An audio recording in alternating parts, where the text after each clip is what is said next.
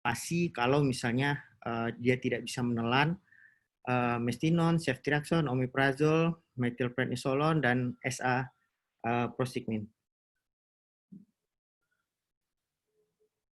Jadi perjalanan penyakitnya lebih kurang dari hari pertama sampai hari kelima, keadaan pasiennya bagus. Perbaikan kondisi, sesak berkurang, dan rencana terapi selanjutnya adalah dilakukan plasmaparese atau intravena imunoglobulin di rumah sakit rujukan. Tapi yang uniknya memang pada saat kejadian ini, COVID di mana-mana, rumah sakit pun mau terima pasien, berpikir curiga semua pasiennya pasien COVID. Akhirnya tidak, pada hari kelimanya tidak dapat di mana-mana untuk rujukan. Lalu pada hari ke-6 itu pasien mengeluh sukar mengeluarkan dahak, sesak lebih berat dari awal masuk, disertai otot-otot bantuan nafas yang sudah mulai tampak pada saat dia bernafas. RR-nya sudah 34 kali dengan saturasinya 85 sampai 90. Kita anggap udah gagal nafas. Jadi AKDA ataupun cek laktat dulu, cek yang lain-lain ya memang di rumah sakit saya memang tidak bisa. Jadi kita memang harus betul-betul murni dari klinis kita lihat. Lalu saya intubasi dengan ETT 7,5, sengaja diameternya lebih dibesarkan supaya mudah nantinya ke depannya untuk suctioning dan untuk oksigenasinya dengan fentanyl dan Recovol. Dan saya intubasi dengan modus SCMV 12. Dengan terapinya masih lebih kurang sama, dan supaya untuk pasien nyaman saya beri fentanyl. Lalu berikutnya hari ke-7 sampai hari ke-10 usaha nafasnya kurang, sulit dia menarik nafas. Dengan masih kompres mentis tapi heart rate-nya mulai naik, RR-nya 12 padahal SCMV-nya saya buat 8. Jadi memang usaha nafasnya sedikit dan agak susah dia menarik nafas. Jadi awal masuk itu dengan ceftriaxone, lalu saya ganti dengan meropenem dan ditambah anti jamur fluconazole, hari pertama 2 kali 400, selanjutnya 2 kali 200. Lalu pada hari ke-11 pasien merasa sukar bernafas, sensoriumnya turun, heart rate-nya tambah tinggi, tidal volume yang keluar di ventilator hanya 150 mili dengan usaha bantuan nafas. Dengan otot-otot bantuan nafasnya sudah mulai kelihatan lagi, padahal on venti. Jadi saya putuskan untuk reintubasi dan dilanjutkan dengan PDT karena ini sudah lebih kurang 5 hari ventilator, terus bakal kita duga ini bakal lama nih pakai ventilatornya. Jadi saya reintubasi dulu dan ternyata pas di reintubasi itu memang clotting, memang plugging di ujung dari ETT-nya dengan sputum yang sudah warna hijau, hijau kehitaman. Lalu saya lakukan PDT, CVC, dan antibiotik saya tambah dengan levo, saya tambah juga dengan nebul, dan saya istirahatkan pasiennya dengan pemberian Recovol. Kurang ini selesai. Saya melakukannya di kamar operasi. Biasanya waktu sebelum zaman COVID saya lakukan PDT di ICU, tapi kita kehati-hatian. Jadi saya melakukan walaupun pasiennya bukan pasien COVID, saya lakukan di kamar operasi dengan perlengkapan seperti kita akan melakukan operasi.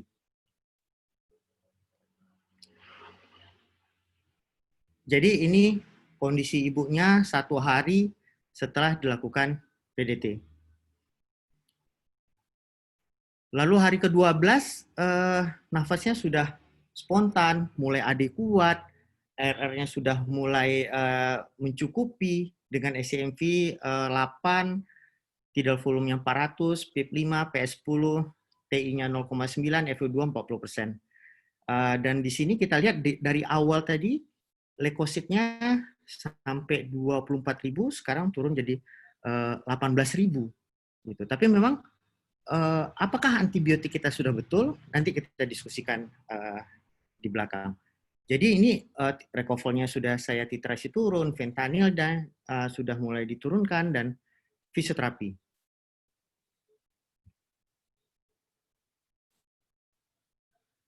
Lalu pada hari ke-13 sampai ke-15, nafas spontannya sudah ada kuat. Sesaknya boleh dibilang udah nggak ada lagi. Hemodinamik stabil. Ventilatornya juga mulai kita winning dan kita latih pasien untuk bernafas.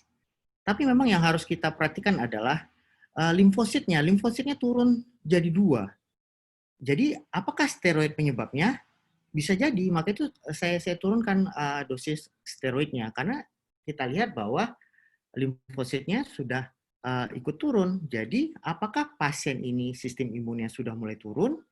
Bisa kita predik dari limfosit. Soalnya kita mau pelihara ALADR, apakah pasien ini SIRS atau CARS, pemeriksaan yang betul-betul fokus ke situ ya tidak ada di tempat kami.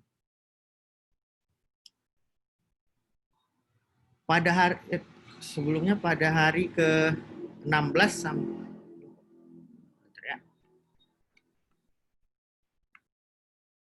pada hari ke-16 sampai 17 keluarnya sudah tidak ada, pasien juga sudah sangat nyaman, ventilatornya udah modus spontan.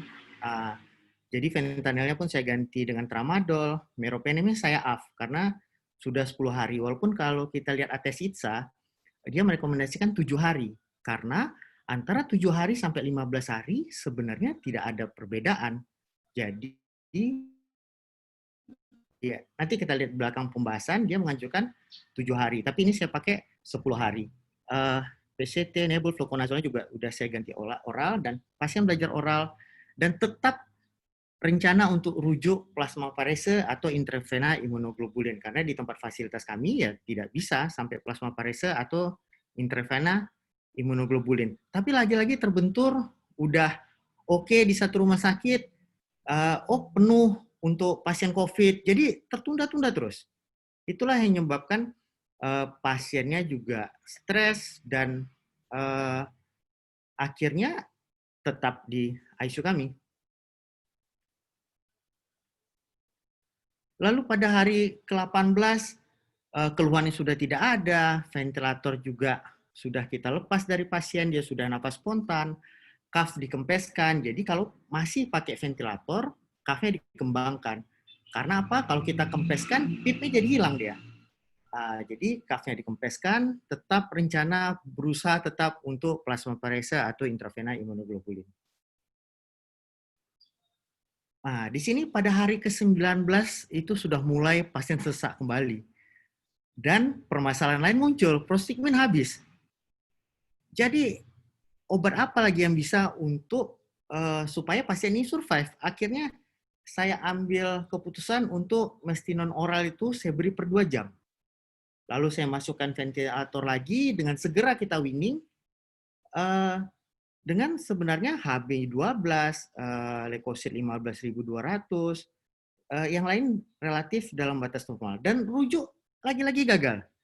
Jadi sempat dari pasien ataupun dari keluarga itu menyangka ya udah kita nggak punya harapan lagi gitu.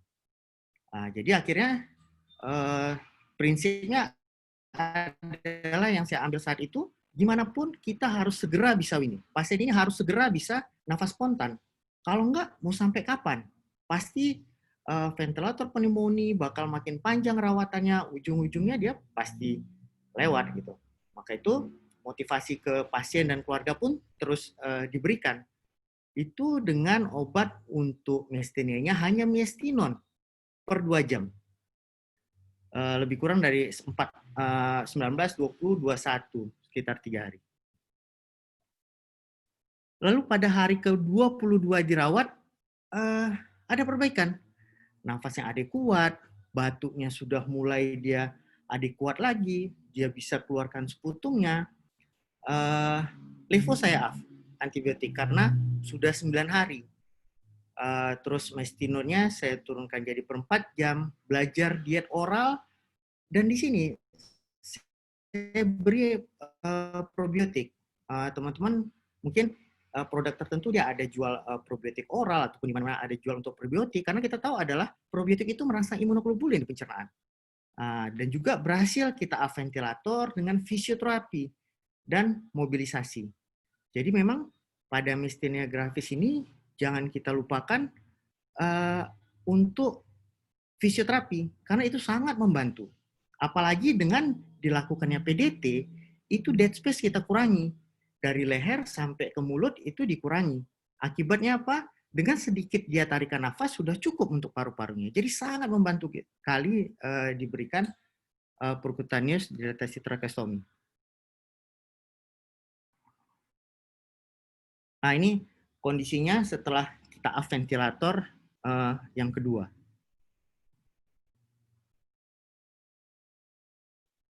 Lalu pada hari ke-23 sampai 25 itu nafasnya adekuat. Terapi yang saya kasih udah nggak ada antibiotik lagi. Jadi saya beri tetap mestinurnya, probiotik, ekspektoran, sama obat lambung. Walaupun di sini kita lihat bahwa trombositnya 82.000, tapi saya yakin dengan klinis yang kita lihat sudah perbaikan. Jadi tidak saya berikan antibiotik lagi. Dan kita lihat di sini bahwa limfositnya sudah mulai naik ke arah angka 12. Gitu. Dan juga NGT saya up, CVC up, fisioterapi, dan mobilisasi. Memang pada pasien ini sangat efektif pada saat kita setelah dilakukan PDT. Itu betul-betul perbaikannya itu bermakna. Jadi memang dead space ini memang pengaruh banget. Jadi dengan mulut, kalau dia lama-lama pasang ETT dengan mulutnya terbuka, dengan panjang ETT-nya lagi, itu bakal sangat membebani. Apalagi dia susah mengeluarkan dahak. Lalu pada hari ke-26, itu tanggal 12 Mei 2020, pasien pindah ke ruangan. Nafas dan batuknya baik, dietnya udah mulai dari oral karena NBT udah kita up, hemodinamiknya stabil, dan tetap fisioterapi infrared, range of motion, pergerakan aktif maupun pasif. Memang pasien ini selama rawatan saya jaga betul balance-nya jangan sampai positif. Maka itu selama rawatan saya tidak menggunakan furosemid karena balance-nya selalu saya pantau, dan tetesan infus juga selalu saya pantau. Jangan sampai kita berlebihan. Jadi kalau kita lihat timeline-nya, hari pertama, hari kelima dia udah mulai perbaikan untuk plasma parese dan intravena imunoglobulin, tapi itulah di limited resource kita kalau mau merujuk pasien nggak segampang kalau di kota yang semuanya serba lengkap. Untuk kita rujuk aja, pasien yang udah mulai stabil aja banyak masalahnya. Belum lagi kemarin tuh era COVID di mana setiap rumah sakit selalu menjaga jangan sampai masuk pasien dari daerah lain kalau bukan dari daerah dia. Maka itu hari ke-6 sesak memberat, intubasi ventilator. Hari ke-7 kena ventilator pneumonia, saya ganti antibiotik, dan saya ganti juga anti jamur. Dan saya beri anti jamur. Kenapa saya beri anti jamur? Kita lihat bahwa limfositnya sudah mulai turun.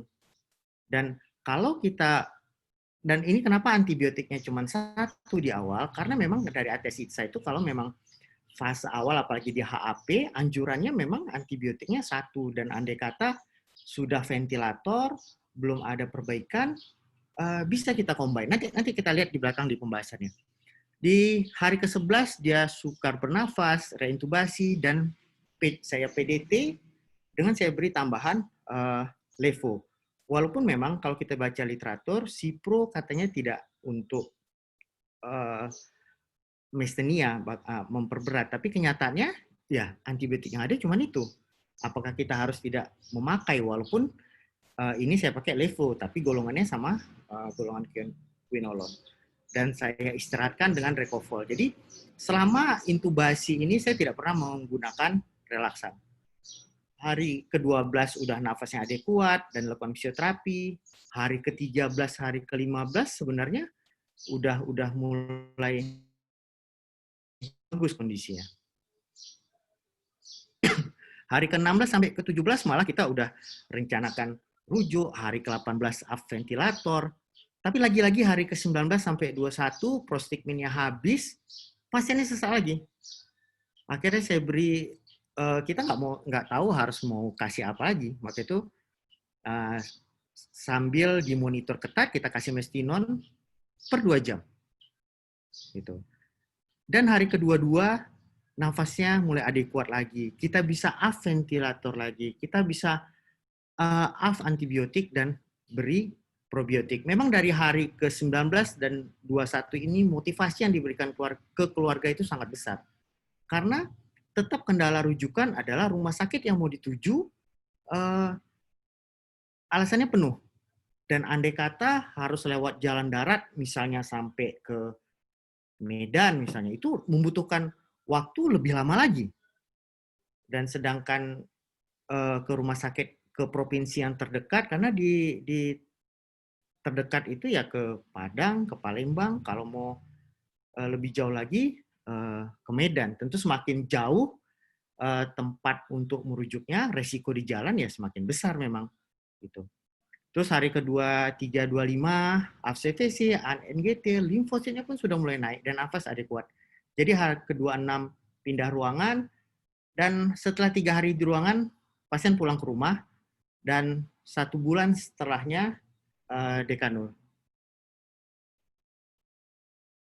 Jadi ini kondisi saat ini pasiennya dengan kalau kita lihat bekas trakeostominya sudah mulai menutup. Jadi pas saat dekanul saya tidak ada jahitan atau apapun ya dekanul ditutup dengan perban. Gitu. Lalu ini sekilas tentang myasthenia gravis bahwa itu adalah suatu autoimmune disorder yang menyerang acetylcholine receptor ya di neuromuscular junction di skeletal muscle. Jadi memang dia kesulitan untuk menggerakkan otot-otot rangkanya. Dan biasanya pasien-pasien dengan myasthenia harus kita ingat apakah ada timoma atau tidak. Terus bisa jadi gejala awalnya 75% adanya susah membuka kelopak mata dan adanya penglihatan yang double. Lalu selain terapi-terapi yang obat-obat oral atau terapi lainnya, memang yang beberapa kali kemarin ada kasus di rumah sakit yang besar pasien pendidikan di plasmaparese atau intravena imunoglobulin. Plasmaparese ini mungkin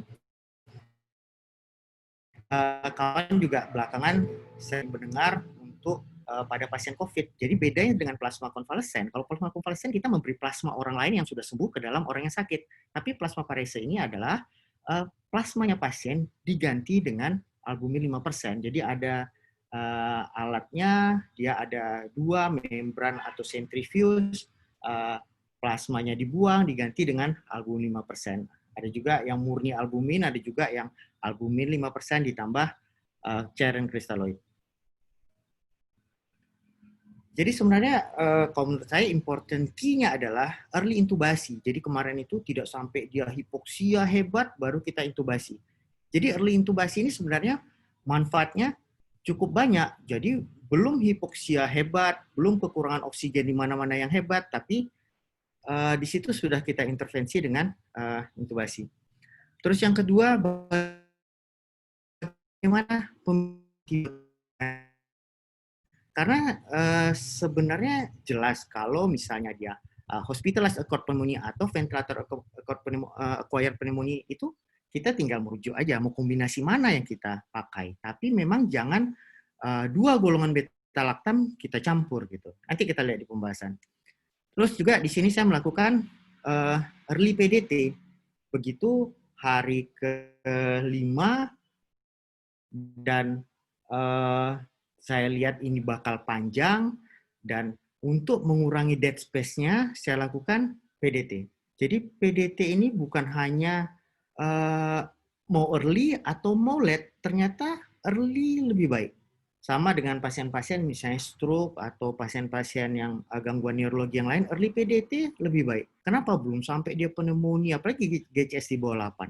Gitu. Tapi memang kalau kita itu BPJS di atas 96 jam kalau nggak salah. Itu baru klaimnya bagus. Dan jangan lupa juga fisioterapi, karena fisioterapi ini sangat efektif.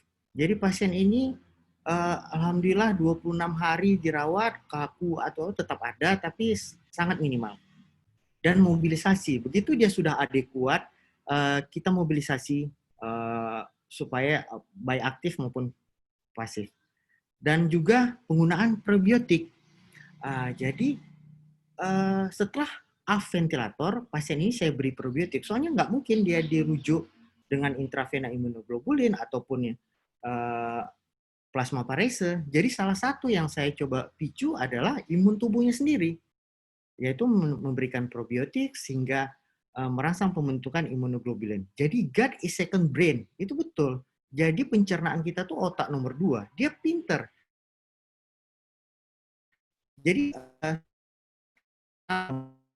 berlebihan lewat intravena. Kalau pasiennya bisa makan minum akan lebih bagus dibanding kita guyur-guyur cairan. Gitu. Toh di SSC aja, andai kata pasien sepsis, subsepsis, sekarang antara pemberian cairan dan norepinefrin itu berbarengan. Dulu, cairan dulu. Tapi kan sekarang tidak. Cairan dan norepinefrin itu diberikan bersama. Dan andai kata MAP-nya sudah tercapai, ya sudah, cairan maintenance saja.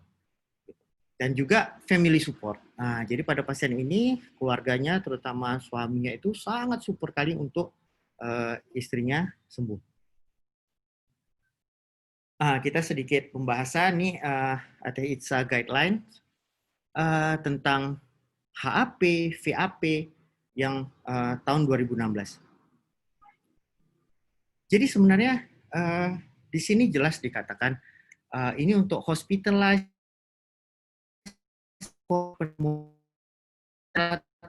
pneumonia. Jadi HAP, VAP, andai kata kita diagnosa pasien mengalami pneumonia lebih dari 48 jam di rumah sakit, itu HAP. Tapi kalau udah in ventilator, lebih dari 48 jam, kita bisa masuk mendiagnosanya dengan ventilator acute pneumonia.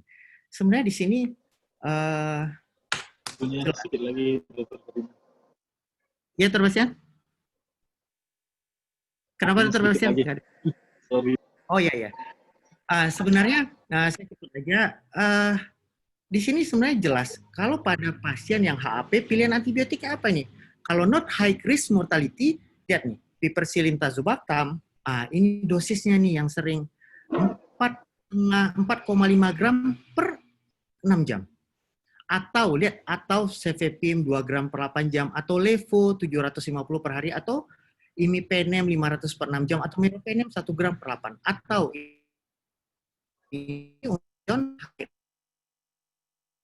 berikutnya, kalau misalnya not high risk mortality but increase untuk kemungkinan MRSA, methicillin resistant Staphylococcus aureus. Ini jelas sebenarnya. Di sini or semua nih, piperacillin, or cefepime, or levocipro, or meropenem, or azithromycin. Jadi ini pilih salah satu ditambah dengan vancomycin dan linezolid, karena yang bisa untuk MRSA sampai sekarang adalah vancomycin dan linezolid. Dan inilah yang sering terkadang kita miss. Dan lagi-lagi di rumah sakit tersier yang seperti pada kasus ini, kita nggak punya tuh vancomycin atau linezolid.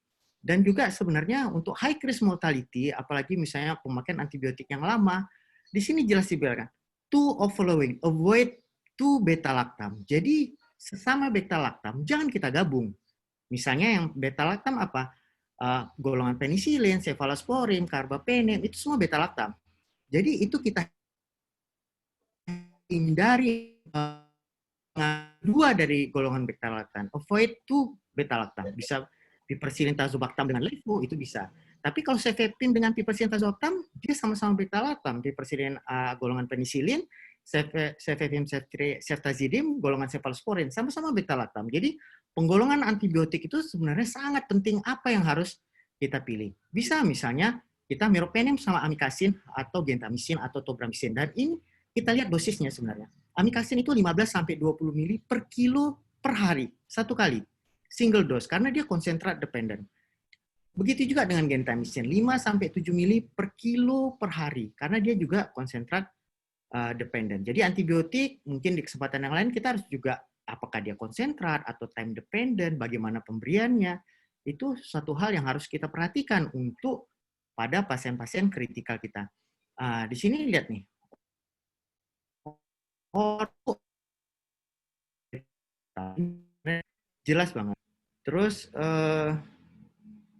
di sini saya memberi tentang VAP. Jadi kalau pasiennya sudah masuk ventilator dan kita duga itu ada ventilator associated pneumonia, jelas di sini sebenarnya choose 1 gram positive option from kolom A.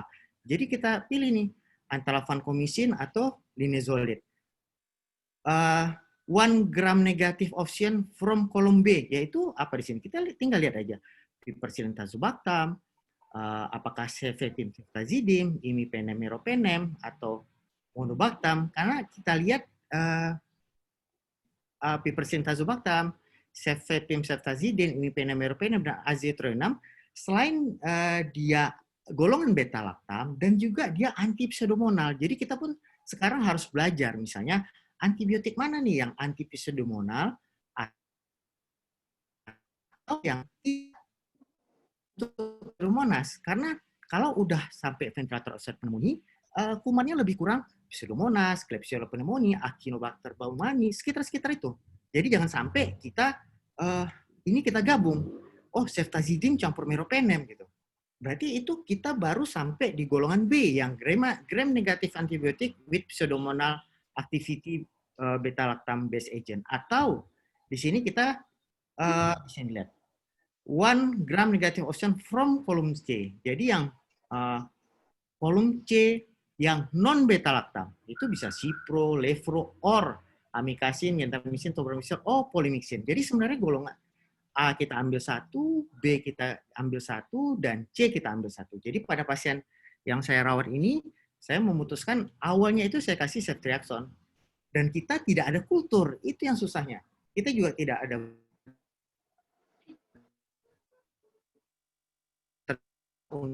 antibiotik tunggu kultur. Kultur itu keluar hari ke-5 sampai hari ke-7. Dan dari hari pertama sampai hari ke-5 kita mau kasih apa gitu. Dan kita harus ingat ceftriaxone itu tidak bisa menulis. Maka itu antibiotik saya ganti meropenem dan karena kondisinya makin turun, tidak perlu berlama-lama, besoknya saya beri tambahan levofloxacin. Jadi sebenarnya kita harus tahu diagram ini karena kebanyakan di lapangan meropenem campur ceftazidime. Kita hanya melihat berarti baru satu sisi di poin B saja. Bagaimana poin A dan poin C? Kadang kegagalan kita menterapi karena apa? Kita tidak punya golongan MRSA di rumah sakit kita. Gitu. Belum lagi sekarang carbapenem resisten enterobacter. Wah, resisten lagi sama golongan carbapenem, itu meropenem, imipenem. Kita mau pakai apa?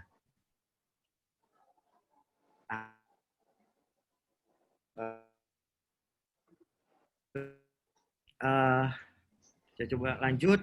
Jadi gini, di ATS ITSA itu jelas, dia merekomendasikan untuk VHP 7 hari. Tidak lebih lama. Jadi setiap 7 hari kita harus evaluasi, antibiotik mau kita lanjutkan atau kita stop. Tapi kalau mengganti antibiotik dengan kondisi klinisnya tidak baik, bisa 48 atau sampai 72 jam tanpa menunggu kultur, silahkan kalau kita mau ganti antibiotiknya. Terus HAP, VAP, sebenarnya PCT, tapi PCT juga kalau di ATISA ini dia menganjurkan PCT untuk kita discontinue nggak ya antibiotiknya gitu. Tapi kita tahu PCT nggak di setiap rumah sakit ada. Jadi memang patokannya tetap 7 hari kita mau lanjutin atau nggak. Kayak saya terakhir kemarin penggunaan antibiotik itu. Jadi saya kira klinis yang bagus walaupun trombositnya 80.000, tapi saya lihat klinis semua bagus. Dr. Ferdinand, saya putuskan stop. Mungkin udah bisa terusin. Ini sikit aja. Beta lactam itu golongannya penisilin, ampicillin, amok, cephalosporin, dan carbapenem. Dan sebenarnya early PDT itu suatu keharusan karena PDT itu sangat bermanfaat untuk pasien-pasien yang butuh ventilator yang panjang. Dan dia mengurangi dead space, sangat efektif untuk batuk. Mempercepat weaning dan batuk yang ada. Ini hanya mau melihatkan bahwa di Malaysia aja, ini kalau nggak salah paper tahun 2004, mereka udah menggalakkan untuk percutaneous tracheostomy. Bagaimana di kita nih gitu. Ini tentang komplikasinya. Terus juga ini ternyata Oke. jauh bronkoskopi. Ini terakhir juga early lebih baik. Saya rasa demikian. Terima kasih Dr. Basian, dan memang ICU itu harus dibangun oleh teamwork yang bagus. Jadi bukan hanya dokternya, tapi juga tim perawatnya harus, dan tim dokter jaganya harus satu pemikiran dengan kita, baru kita bisa mendapatkan pasien kita dengan kondisi yang baik. Karena nggak mungkin kita bekerja sendiri. Terima kasih Dr. Bastian, maaf waktunya agak molor. Ya. Terima kasih kepada Dr. Ferdinand atas presentasinya. Ya walaupun lumayan parah kayaknya ini lebih dari umumnya. Tapi kalau saya ambil kesimpulan, ternyata tracheostomi itu bisa membantu kita dalam merawat pasien-pasien kritis. Ya terutama pada kasus Dr. Ferdinand ini myasthenia gravis. Bahkan memang aturannya karena jokir ini tidak bisa di plasmafaresis, ternyata dengan tracheostomi, nah ini bisa membantu pasien. Mungkin kita langsung saja ke sharing kasus yang kedua, Dr. Dodi Iskandar. Dia ini dari Rumah Sakit di Pakam, Sumatera Utara, Medan. Dia akan berbagi tentang to manage cornerstone patient issue. Pada Dr. Dodi, saya persilahkan. Silakan Dr. Dodi. Terima kasih Dr. Bastian sebagai moderator. Terima kasih serta semua. Saya akan membawakan satu kasus dengan judul bagaimana sih manajemen suatu rumah sakit, apa landasan kita kalau tiba-tiba kita menemukan pasien yang kita menemukan jalan buntu untuk pengobatan selanjutnya. Jadi kalau saya sih berprinsip kalau ada konsul masuk ICU, saya langsung mikir kapan ya bisa dikeluarin gitu langsung. Jadi kapan dan bagaimana gitu caranya gitu. Ya biasanya sih karena pasien sudah recovery dari penyakit kritisnya, atau kita anggap sebagai dokter atau intensivis di situ di ICU, anggap dengan pengobatan yang sudah ada atau yang akan mau diobatin ini udah yang terbaik gitu. Lama-lama juga durasi perawatan di ICU juga bisa jadi lama karena ada suatu komorbid ataupun ada penyakit penyerta sebelumnya. Terus bagaimana juga dengan cadangan psikologi dari fisik dari pasiennya. Kalau kita nggak bisa menemukan jalan pengobatan yang terbaik, ya, apalagi mungkin udah kita lakukan source control, sudah lakukan operasi, misalnya ada pemberian antibiotik yang adekuat, tapi pasien masih belum bisa lepas misalnya dari ventilator, ataupun belum bisa juga keluar dari ICU kita untuk ke ruangan ataupun pulang ke rumah. Ya, kalau dengan manajemen yang buruk, ya sudah otomatis pasti mortalitas dan mobilitas di rumah sakit dan di ICU kita pasti meningkat. Dan juga sudah jelas ya, setengah pasien yang sudah terlambat kita keluarkan dari ICU itu makin lama kita keluarkan ya pasti length of stay-nya pasti makin meningkat. Ditambah lagi mungkin timbul yang berat, sekunder dan segala macamnya. Ini juga bagaimana suatu profil pasien kritis, di mana pasien berbaring lama, malnutrisi pula, ya. Kita juga infeksi, sepsis dan segala macam, ya. Lama-lama juga length hospitalnya meningkat, terus waktu juga di ventilator juga makin meningkat, dan seperti cerita Dr. Ferdinand tadi, ya, jadi PAP segala macam, ya, kualitas meningkat. Lama pasien dirawat di ICU, tentunya makin timbul multiple organ dysfunction yang lain. Mungkin dysfunctionnya lama-lama juga lari ke paru, ke ginjal dan segala macam. Ini bagaimana hubungan MODS dengan infeksi dan yang lain, bisa menyebabkan gut failure, bisa menyebabkan ataupun kebalikannya, merusak mikrosirkulasi, makrofag, endotelia dan segala macam. Ini juga suatu diagram makin banyak organisasi function yang terkena, mortalitasnya makin meningkat. Juga bagaimana kalau pasien kita masukkan ke mesin ventilator, pasti 5-10% itu mengalami ventilator associated event, di mana sudah kita tahu bersama kalau yang shortnya bisa menyebabkan PAP dan segala macam sampai akhirnya bisa meninggal dunia. Waktu yang long term juga walaupun bisa keluar ya akhirnya ujung-ujungnya juga jadi gangguan kognitif dan segala macam. Akhirnya kualitas hidup pasien juga menurun.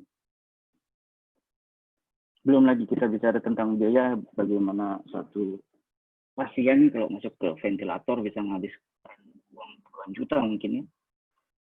Jadi prinsipnya gimana sih caranya kita mengeluarkan pasien ini dari ventilator? Makin cepat, makin baik, mungkin ya pasti. Terus bagaimana caranya gitu? Kita punya keinginan mengobatin pasien dengan pasien safety, dengan kualitas yang baik. Dan pasien mungkin ada yang bersedia mungkin bayar mahal untuk itu. Cuma kalau hanya kualitas atau peralatan kita memadai, cuma kualitas pengobatan juga nggak memadai juga.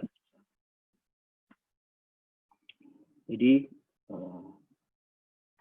apa yang harus kita lakukan? Ya, pertama, perbaikin pengalaman pasien dan keluarga tentunya, publikasinya kita turunkan.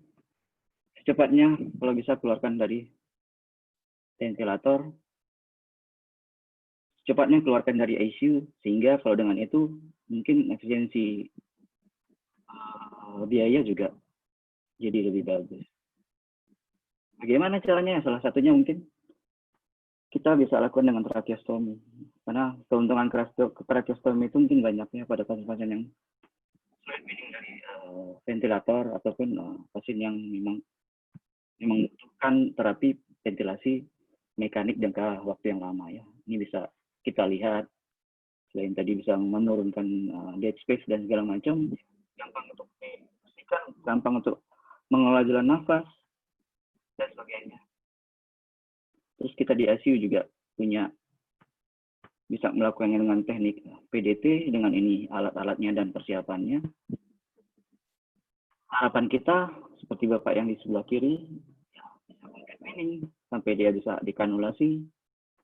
Sebisa mungkin jangan sampai winning failure berlama-lama, ujung-ujungnya pasien mortalitasnya juga tinggi. Ini keuntungan yang lainnya juga sudah pasti mengurangi kos dan biaya. Jadi saya dapat ada beberapa pasien yang mungkin yang saya tunjukkan di sini bagaimana penanganan pasien dengan fasilitas yang mungkin sudah oke, cuma untuk pemeriksaan lab dan segala macam seperti yang dialami Dr. Ferdinand juga saya alami di rumah sakit saya. Ada perempuan umur 46 tahun berat badan kira-kira 70 kg. Masuk dengan keluhan penurunan kesadaran. Sewaktu pagi mau dibangunkan pasien nggak bangun-bangun, malah mendengkur. Ya. Riwayat hipertensi dijumpai, cuma tidak jelas minum obat ataupun berobat. Dari pemeriksaan fisik cuma ada pupil diameter lebih besar sedikit sebelah kiri, tapi refleks cahaya masih bagus. Dengan masuk pasien, kesadaran GCS 7, kemudian melakukan pemeriksaan fisik, saturasi 95 pakai nasal kanul, tekanan darah 180/100, dijumpai di IGD, kemudian konsul ke dokter neurologi, diberi pemberian terapi antibiotik segala macam. Kemudian dari hasil pemeriksaan lab, ya, didapatkan leukosit 13.600, yang lain mungkin masih dalam taraf normal.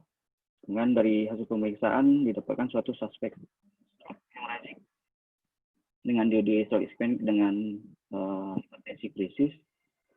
Pasien dilakukan pemeriksaan lanjutan seperti EKG, fototoraks, dan CT scan. Masuk ke ICU dan konsul bedah saraf untuk operasi. Jadi dari hasil CT scan-nya setelah didapatkan hasil seperti ini, ada perdarahan intracerebral hemorragik di basal ganglia dengan hidrosefalus, EKG masih sinus ritme, Jadi dikonsulkan ke dokter bedah saraf yang ada di rumah sakit kita. Tindakan yang saya lakukan, kita lakukan intubasi dan pasang CPC. Dari foto toraks juga terjadi kardiomegali dan pneumonia. Jadi memang pasien ini sebelum terjadi pandemi COVID ya, kalau boleh saya ceritakan. Kemudian besoknya baru dilakukan tindakan operasi, dilakukan tindakan extraventricular drainase. Selama operasi hemodinamik stabil, post-op kita masuk kembali ke ICU, pasien saya kontrol dengan obat-obatan sedasi dan furosemid, manitol dan segala macam. Ini timeline selama pasien masuk dari tanggal 6 bulan 7. Kemudian diintubasi. Kemudian tensi saat itu 180, masih relatif stabil, tanggal 17 ini dilakukan operasi. Kemudian ini lab post-op sudah terjadi peningkatan GCS, mata sudah mulai terbuka, motorik sudah mulai lebih baik gitu ya. Kemudian pasien sudah mulai langsung saya winning, karena memang PF rasio pun masih bagus. Saya coba winning, saya ganti modus SCMV. Yang terjadi di hari ke-3 ke-4 dilaporkan pada saya saturasi pasien menurun, dok, kata perawat. Ya, besok saya lihat 88 saturasi, kemudian periksa lab segala macam, ini hemodinamik naik 180 per 110, 120. Ya, dugaan kita mungkin aja ada masalah di brain-nya lagi, atau mungkin ada masalah di ETT kita. Kemudian hasil labnya terjadi keluarlah seperti ini, dengan HB juga 8,4 dengan alkalosis. Terus pasien juga dengan hipoksemia dengan PF rasio 153 saat itu. Kemudian pasien saya kontrol kembali. Rencana saya evaluasi ETT, pemberian nasib juga diteruskan. Rencana mau foto torak ulang, head CT scan, dan penambahan obatan antibiotik levofloxacin 750 mg per hari. Saat itu pasien dengan gagal nafas, dengan pneumonia tambah post EVD. CPP pada saat itu 13, 12, 15, dan ini saya nggak hitung sampai pasien itu pulang karena keterbatasan kita, karena pasien itu dibatasin dengan biaya. Kebetulan pasien ini adalah tanggungan dari daerah, jadi tidak boleh terlalu jor-joran katanya untuk mengeluarkan biaya untuk satu pasien. Jadi pada saat saya pasang itu memang ini CPC saya ke atas gitu, jadi saya nggak hitung lagi gitu ya, cuma untuk IV line aja. Ini tidak berubah, malah di hari keempat tadi itu kita foto torak hasilnya seperti ini. Walaupun bacaannya mungkin efusi pleura, cuma saya lebih cenderung ini kolaps mungkin ya, karena mungkin trakeanya ikut ketarik juga ya. Kolaps. Jadi dengan EKG pada saat itu juga jadi takikardi, tensi juga yang dinamik jadi tidak baik ya. Sementara untuk scanning ulang masih belum ACC untuk dilakukan scanning ulang ya. Akhirnya kita evaluasi, ini pasien sudah mulai terjadi multiple organ dysfunction, bukan hanya otak tapi sudah mulai ke pernafasan. Nah, bagaimana proses pergantian oksigen juga terganggu. Memang tadi sebelumnya memang sudah ada ICH, sudah dioperasi, kemudian foto toraknya kolaps pula, ya, dengan gangguan AKDA, dengan gangguan oksigenasi, pasien hipoksia dengan saturasi air saat itu. Tensi juga naik dengan takikardi juga. Kemudian HB juga 8,4. Jadi sini sudah terjadi multiple organ dysfunction yang di depan mata kita mungkin nanti bisa failure, bisa aja jadi yang harusnya irreversible jadi irreversible gitu ya. Jadi kalau dari pembahasan apa sih penyebabnya yang bisa membuatkan pasien itu gagal winning, ya mungkin dari jurnal reanimasi dari Prancis ini bisa jadi patokan kita bagaimana tadi pasien yang respiratory load-nya juga terganggu, ya mungkin karena ini increased of breathing, terus ada juga paru-parunya kolaps ya kan, pneumonia juga, terus cardiac load-nya ya saya nggak punya echo di ICU, jadi hanya melihat dari EKG, konsul juga ke dokter jantung, dikasih kompor, kemudian pasti terganggu neuromuskular, pasti terjadi alkalosis dengan ventilator dan sedasi, kemudian juga dengan anemia. Jadi sudah lengkap terjadi multiple organ dysfunction pada pasien ini. Ya, kalau tidak segera kita bagaimana ini di jalan buntu kita. Jadi jalan satu-satu coba bagaimana kita memperbaiki oksigenasi, mudah-mudahan semuanya bisa terkendali juga ya. Jadi ini ada video, tapi mungkin nanti Dr. Albert lebih jelas ya kita lakukan PDT pada pasien ini. Boleh dilihat di sini. Kita melakukannya rata-rata memang mudah-mudahan ya di bawah 5 menit kita udah selesai melakukan tindakan. Ini terus terang kasus pertama saya dan Dr. Bastian sebagai mentor saya di sini. Setelah kita dapat pelatihan tentunya dari Dr. Bima dan kawan-kawan. Ya. Akhirnya hari kedua setelah PDT terjadi perbaikan. Lihat mungkin mata ibunya sudah mulai terbuka, mulai perbaikan. Ya, tetap setelah PDT itu saya nggak kontrol lagi, saya coba aja modus SMP, ternyata makin baik. Dan setelah beberapa hari malah toraks yang tadinya kolaps malah stop sendiri, bagus tanpa saya harus pakai, karena tadi dugaan defusutura kalau di Pacantara, cuma karena saya anggap ini kolaps ya, saya fisioterapi nafas, kasih nebul, kemudian antibiotik, gitu ya. Jadi lagi lihat CPC saya juga masih ke atas, masih terpasang, saya nggak hitung-hitung lagi CPC-nya. Kemudian planning saya saat itu saya lepas ini CPC-nya, ganti ke PDPR. Apa terjadi MP saya masuk putus pada pasien ini. Itu salah satu komplikasi dari tracheostomi ataupun percutaneous dilatasi tracheostomi. Atasin aja dengan biarkan nafas spontan, modus tetap SMP. 1-2 hari kemudian pasien bisa kita lepas dari ventilator, kita latih terus, masuk ventilator, keluar ventilator, sampai akhirnya pasien bisa winning hanya memakai simulkanul ke dalam tubing tracheostominya.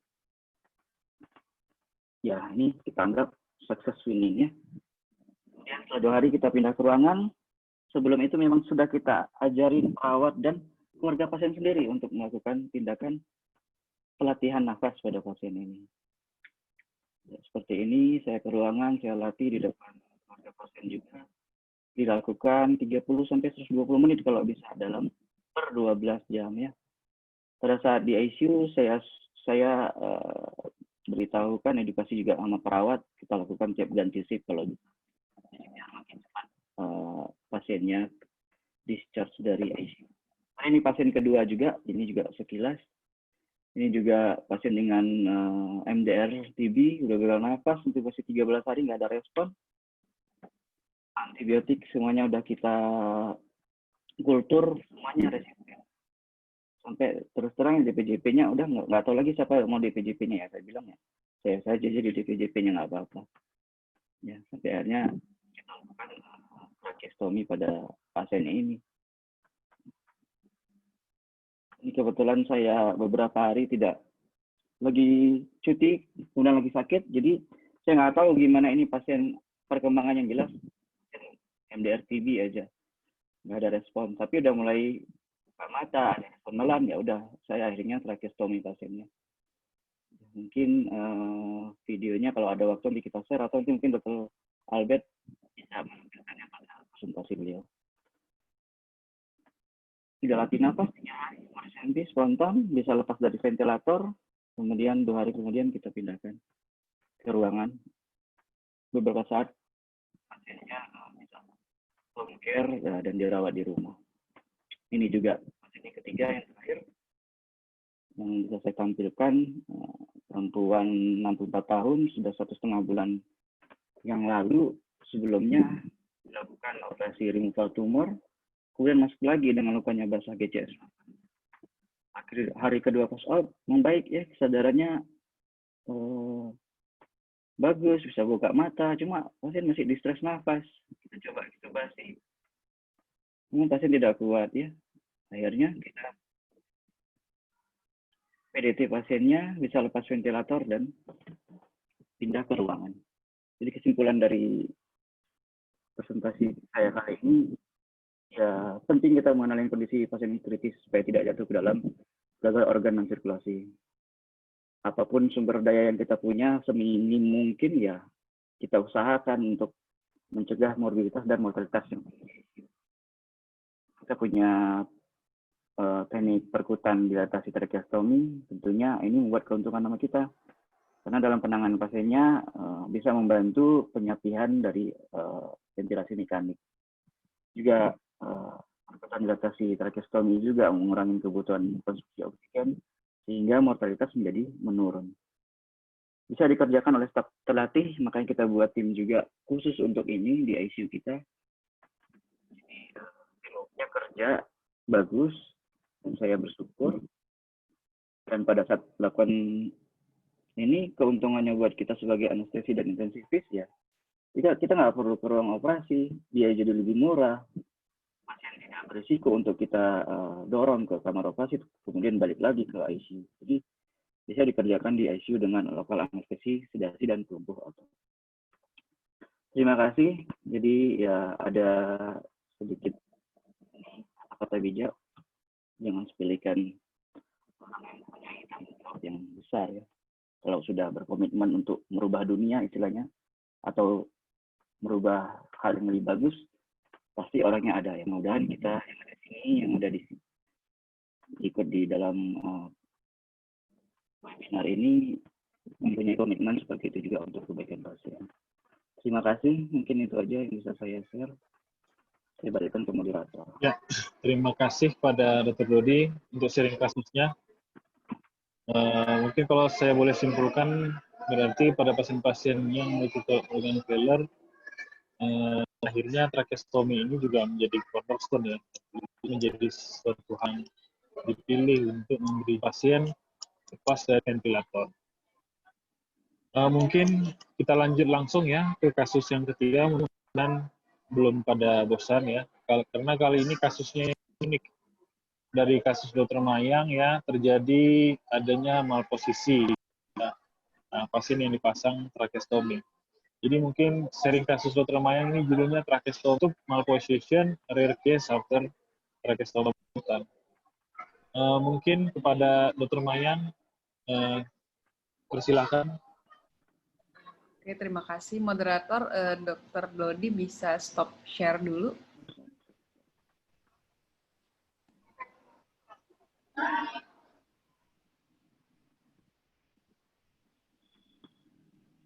Oke.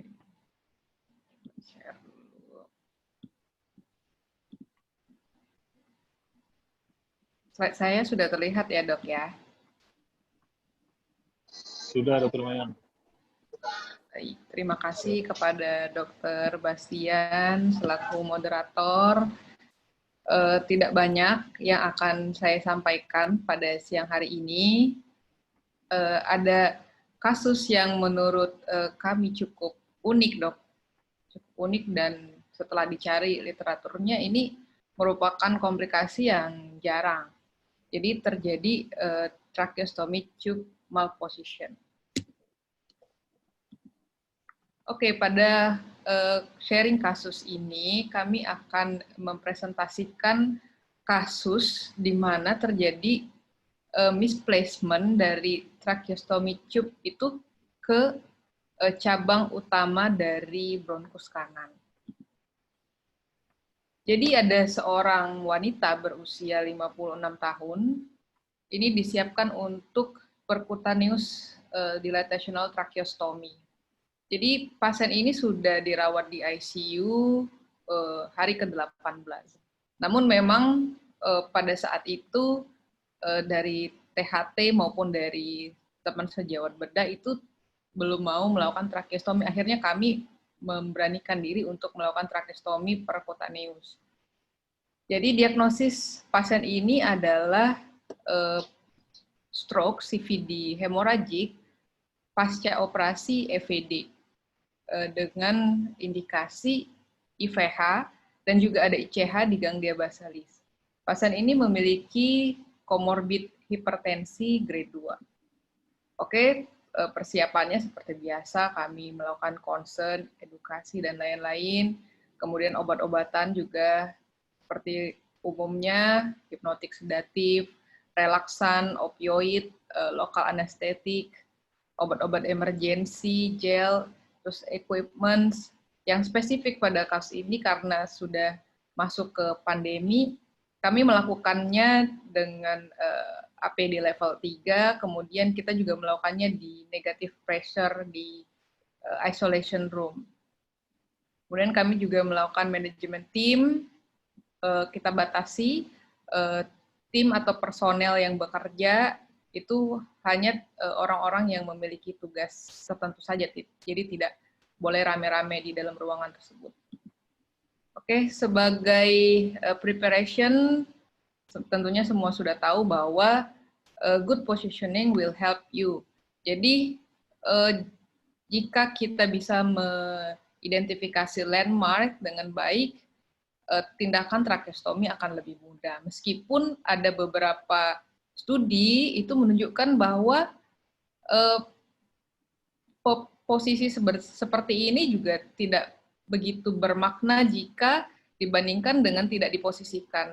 Akan tetapi pada beberapa kasus atau kita yang masih pemula mungkin memerlukan positioning yang baik.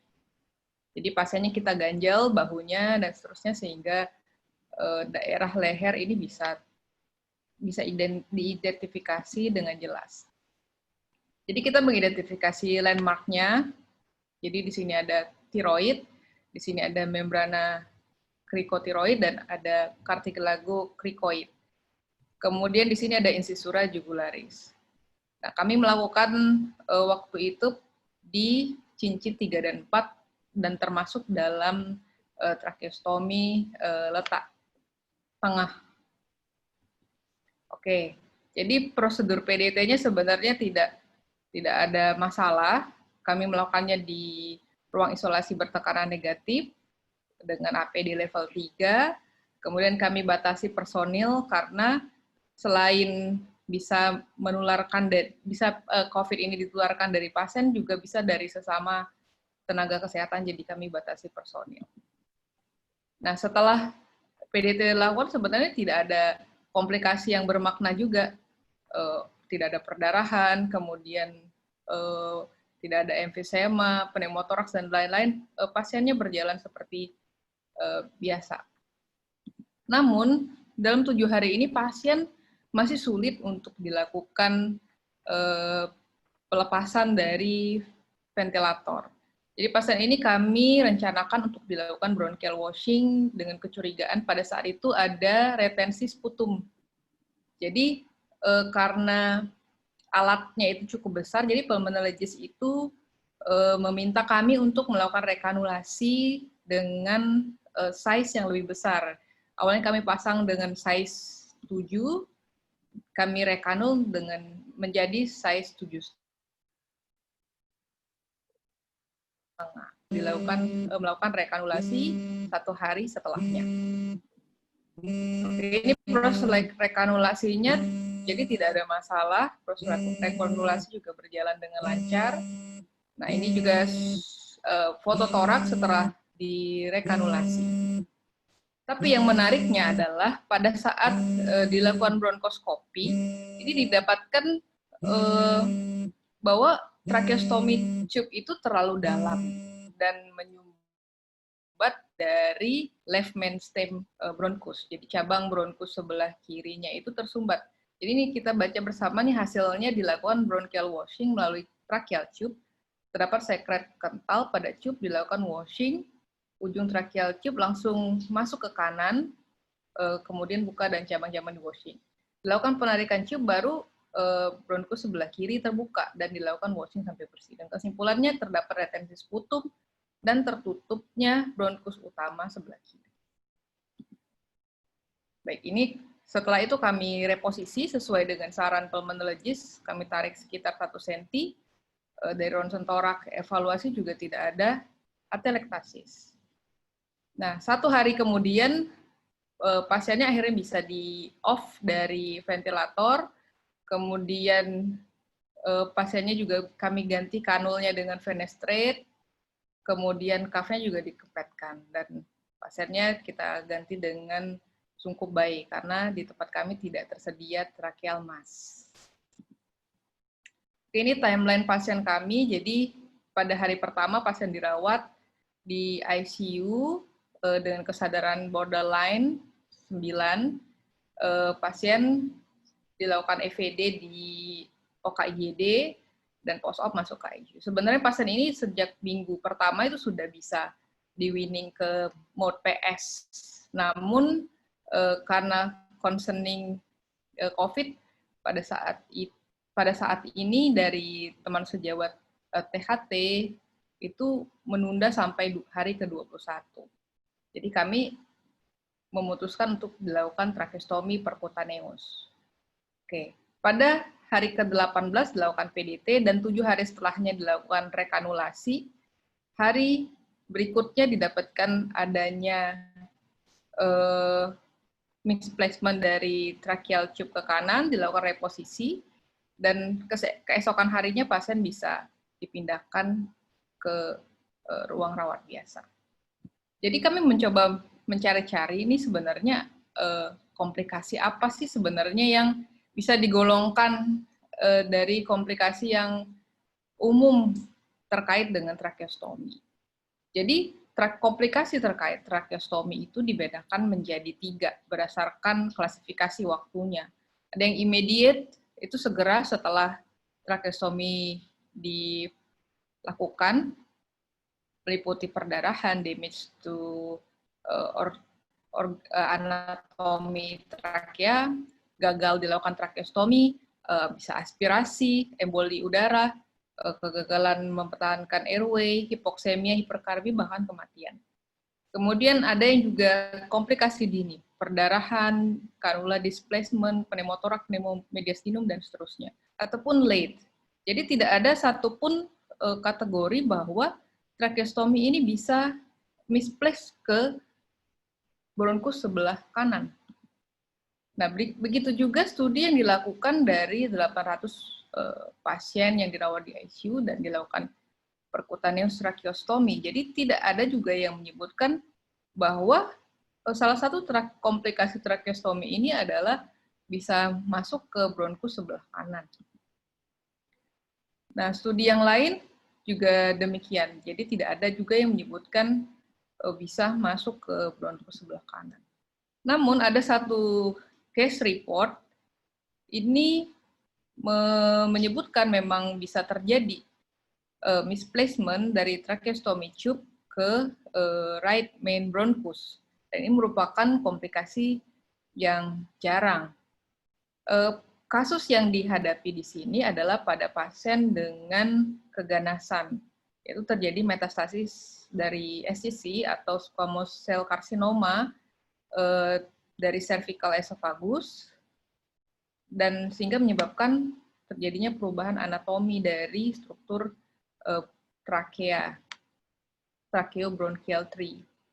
Jadi ini sebelum dilakukan reposisi. Jadi setelah dilakukan tracheostomi, mereka foto, didapatkan atelektasis dan kiri, dan ini setelah direposisi.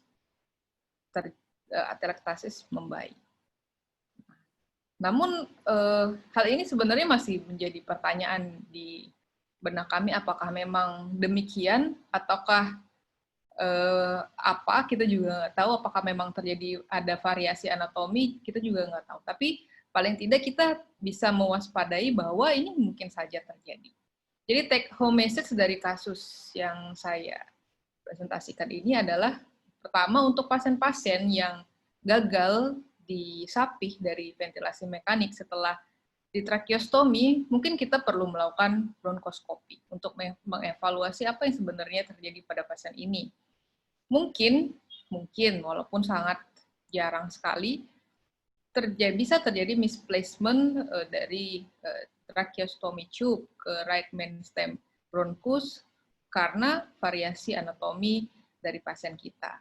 Satu lagi yang saya simpulkan adalah mungkin jika pasien ini bisa di tracheostomy lebih dini, maka pasien ini harusnya bisa di discharge lebih awal dari ICU, tidak perlu menunggu sampai hari ke-26.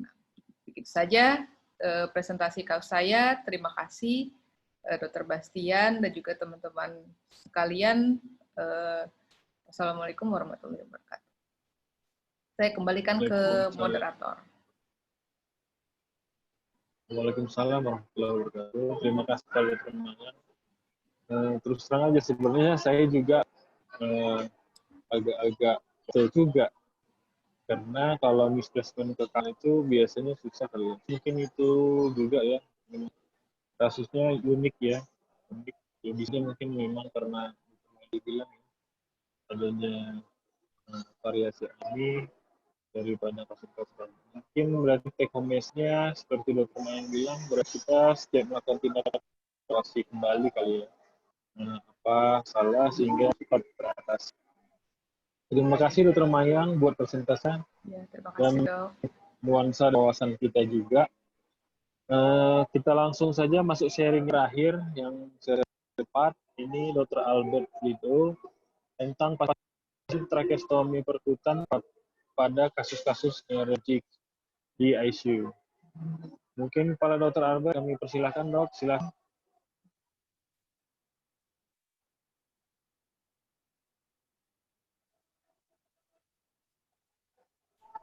Dr. Albert. Ya.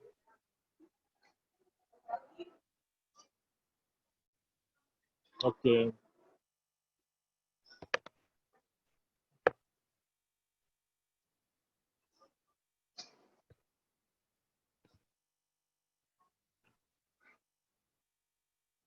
Oke. Selamat Full screen, Dok, ya? Full siang. screen, Dok. Oh ya. Oke. Selamat siang teman-teman semuanya. Saya Albert dari Semarang. Mohon izin saya untuk berbagi sharing kasus apa yang kita lakukan di ICU kita. Judul yang saya akan coba bagikan adalah Percutaneous Dilatation Tracheostomy in Neurological Problem in ICU. Pendahuluannya, memang pada pasien-pasien yang dengan gangguan kesadaran, target kita di ICU adalah bagaimana fase-fase akut dari kondisi pasien itu jangan semakin menurun karena adanya gangguan di jalan nafas, pola nafas yang tidak baik, kesadaran, dan hemodinamiknya. Tapi bukan hanya itu saja yang menjadi tantangan kita di ICU, kita juga harus mengontrol bagaimana kondisi pasien tidak semakin memburuk dengan mencegah dan mengatasi komplikasi dari penyakit-penyakit yang lain atau penyakit sekundernya. Biasanya pasien-pasien yang masuk dengan gangguan neurologi masuk ke ICU biasanya terganggu dengan kondisi kesadaran yang menurun, ketidakmampuan untuk menjaga jalan nafas, adanya kebutuhan atau perburukan dari pola nafasnya yang membutuhkan ventilator, kejang yang tidak teratasi dengan obat-obatan, lalu masalah controlling dari tekanan intrakranial, dan beberapa hal lainnya. Setelah pasien masuk ke ICU, pasien bisa membutuhkan ventilasi. Apa saja yang menjadi kebutuhan pasien? Pertama, kegagalan dari pasien karena pusat pernafasannya sudah terganggu. Biasanya pasien bisa apnu, ada ataksia, atau pola napas yang tidak teratur. Yang jelas, pasien-pasien kesadaran menurun, sering terjadi gangguan dari proteksi jalan nafasnya. Problem yang lain ikutan dari neurologi problem adalah edema cerebri, di mana terjadi penurunan kesadaran atau peningkatan ICP, di mana pasien biasanya GCS-nya kurang dari 9. Untuk itu, maka secara khusus pasien-pasien dengan gangguan kesadaran ini membutuhkan ventilasi dengan target supaya tidak terjadi secondary brain injury. berdasarkan neurological intensive care pada jurnal New Horizon, biasanya memang pasien-pasien yang masuk ICU itu penyebabnya banyak sekali, dari masalah post-operatif, ya, craniotomy, pipisan, dan lain-lain, dan juga adalah gangguan cerebrovascular disease seperti stroke, baik perdarahan ataupun infark, serta tidak terlepas juga masalah tumor otak atau gangguan saraf perifer seperti gangguan polineuropati, termasuk juga spinal cord injury. Pada pembahasan kali ini, khususnya, kita akan membahas neurological problem yang berkaitan dengan stroke. Kenapa saya pilih masalah stroke? Karena representasi penyakit-penyakit yang disebabkan oleh stroke biasanya bisa menggambarkan beberapa kelainan neurologi yang lainnya. Nah, yang menjadi pertanyaan kita seringnya adalah pasien-pasien yang sudah saya ventilator, ini kapan saya harus tracheostomi? Lalu, pertimbangannya teknik apa yang harus saya kerjakan? Kapan timingnya? Dan bagaimana melakukan dekanulasi setelah pasien itu ditracheostomi? Apakah pasien itu bisa dikanulasi atau kita pertahankan dengan pemakaian tracheostomi yang lama? Ini hanya masalah definisi saja, beberapa teman sudah membagikan. Secara terminologi jelas, tracheostomi adalah membuka trakea dengan ada insisi atau dilatasi. Umumnya pasien diindikasikan berdasarkan kebutuhannya, bisa karena trauma kepala, ada peradangan yang hebat pada muka, leher, dan faring, trauma dari jalan nafas itu sendiri, serta beberapa indikasi yang seperti yang di slide saja. Tindakan tracheostomi sendiri sebenarnya ada dua biasanya, yaitu open surgical atau percutaneous dilatation tracheostomy. Ini sebagian sudah diceritakan oleh teman, bagaimana bisa tracheostomi itu memperbaiki dan bermanfaat, baik dari tracheal toilet, memperbaiki WOB, mengurangi risiko PAP, dan juga bagaimana pasien bisa lebih cepat untuk dimobilisasi, dilakukan weaning, penyapihan, yang ujung-ujungnya adalah mengurangi waktu di ICU atau pembiayaan di ICU juga. Nah, ini saya coba sharing tindakan percutaneous dilatasi tracheostomi, khususnya ada video yang saya simpan. Ini pasien dipersiapkan seperti yang di-sharingkan Dr. Mayang, diposisikan, lalu biasanya saya sudah mengurutkan langkah-langkah dari pertama, dari persiapannya sudah disusun berurutan. Jadi kita mengambilnya berdasarkan urutan itu. Ini langkah pertama adalah jelas desinfeksi. Desinfeksi yang biasa saya pakai adalah pemakaian VB scrub sama betadine. Sanitasi dengan chlorhexidine dan betadine.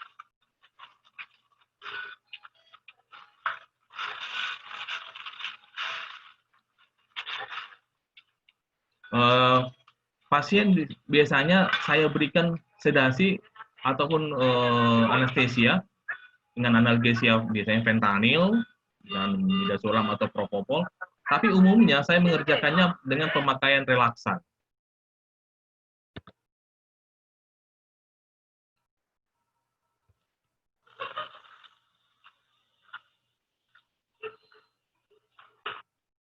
Ini dilakukan insersi, ya, sudah ada biasanya cincin ketiga, cincin keempat, ada keluar air bubble, lalu kita pasang wire yang sudah disiapkan, tangan yang kiri memfiksasi kanula. Ya. Ini pasien tidak batuk, karena saya pakai relaksan biasanya. Tapi kalau kita nggak pakai relaksan, kadang-kadang pasien coughing. batuk dia.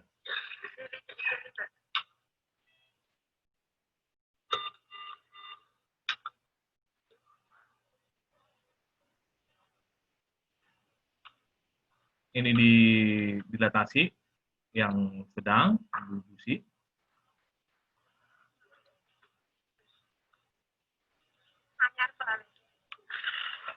Ada suara-suara background yang tidak enak.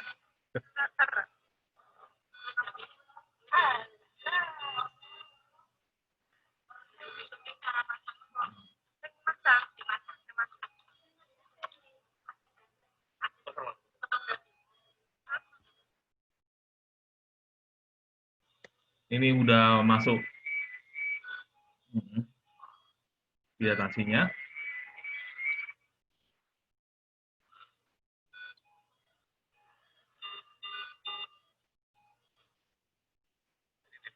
Hati-hati sudutnya ya, harus sesuai dengan lengkungan. Nah, ada garis penanda. Sudah stop, kita stop saja. Nah.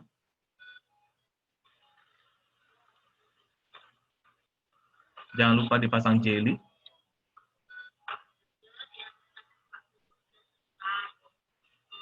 Saya baru akan mau selesai.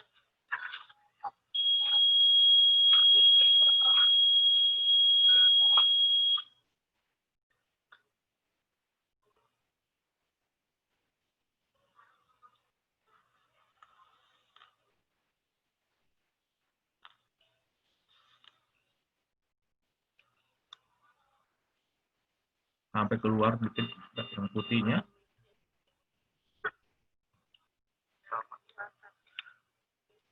Sudah terpasang.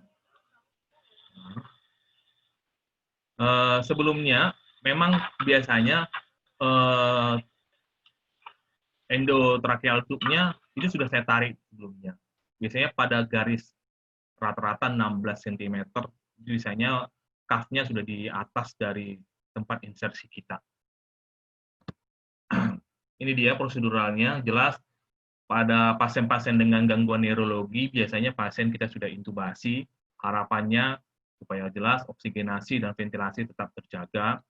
Jangan lupa pada pasien-pasien dengan gangguan neurologi, sedapat-dapatnya memang tidak terlalu berekstensi supaya tidak terjadi perubahan dari intracranial pressure.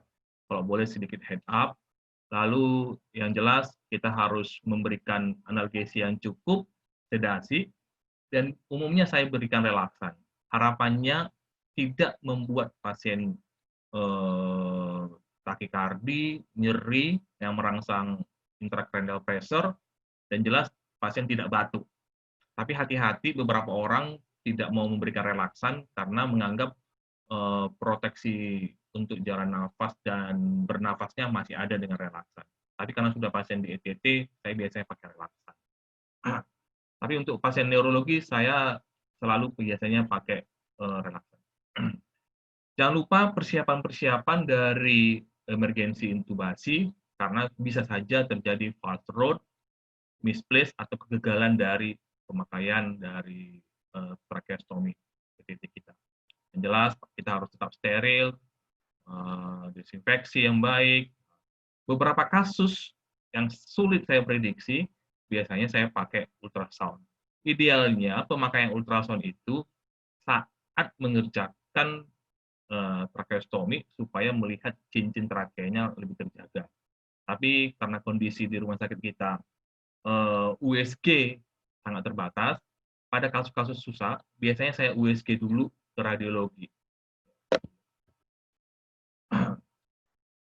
Prinsipnya seperti dikatakan juga Dr. Mayang, kita memposisikan pasien, ada dilatasi bertahap, dan harapannya kanul sudah diinflasi dengan cepat dan tidak terjadi komplikasi-komplikasi baik perdarahan. Dengan perkutaneous dilatasi tracheostomy, jarang sekali memang terjadi perdarahan. Biasanya control bleeding sangat baik, karena minimal sekali insisi dan terjadi perlukaannya. Lalu yang kedua, biasanya juga beberapa kasus dengan pemakaian heparin juga, pasien juga masih tetap aman menurut saya. Ya. Ini komplikasinya sudah pernah disebut sering dengan teman-teman yang lain. Ini saya mau berikan sharing kasus. ini memang sudah lama pasiennya ya, kira-kira hampir 4 tahun yang lalu. Ini pasien yang 2 kali dilakukan PDT. Pada 25 Juni 2016, pasien ini masuk ke IGD dengan terjadi tanda-tanda pneumonia, nadi 158 kali, RR sudah 40 kali, suhunya 38,9. Pasien dengan saturasi 93, GCS-nya hanya 6. Ini dijemput ambulan, pasiennya ditelepon oleh keluarganya untuk dijemput. Lalu pada waktu yang sama, pasien ini memang dengan stroke berulang, sebelumnya sudah pernah stroke, ya. Kita CT scan ulang juga hasil yang sama, stroke non hemoragik. Lalu pada pemeriksaan parunya didapatkan bronki kasar yang penuh di 28 paru. Kita intubasi, ya, intubasinya seperti biasa, midazolam, ketanil, ya. Jadi karena sudah ada pneumonia, kita berikan antibiotik dan anti jamur juga, ya. Lalu selanjutnya kita persiapkan untuk dilakukan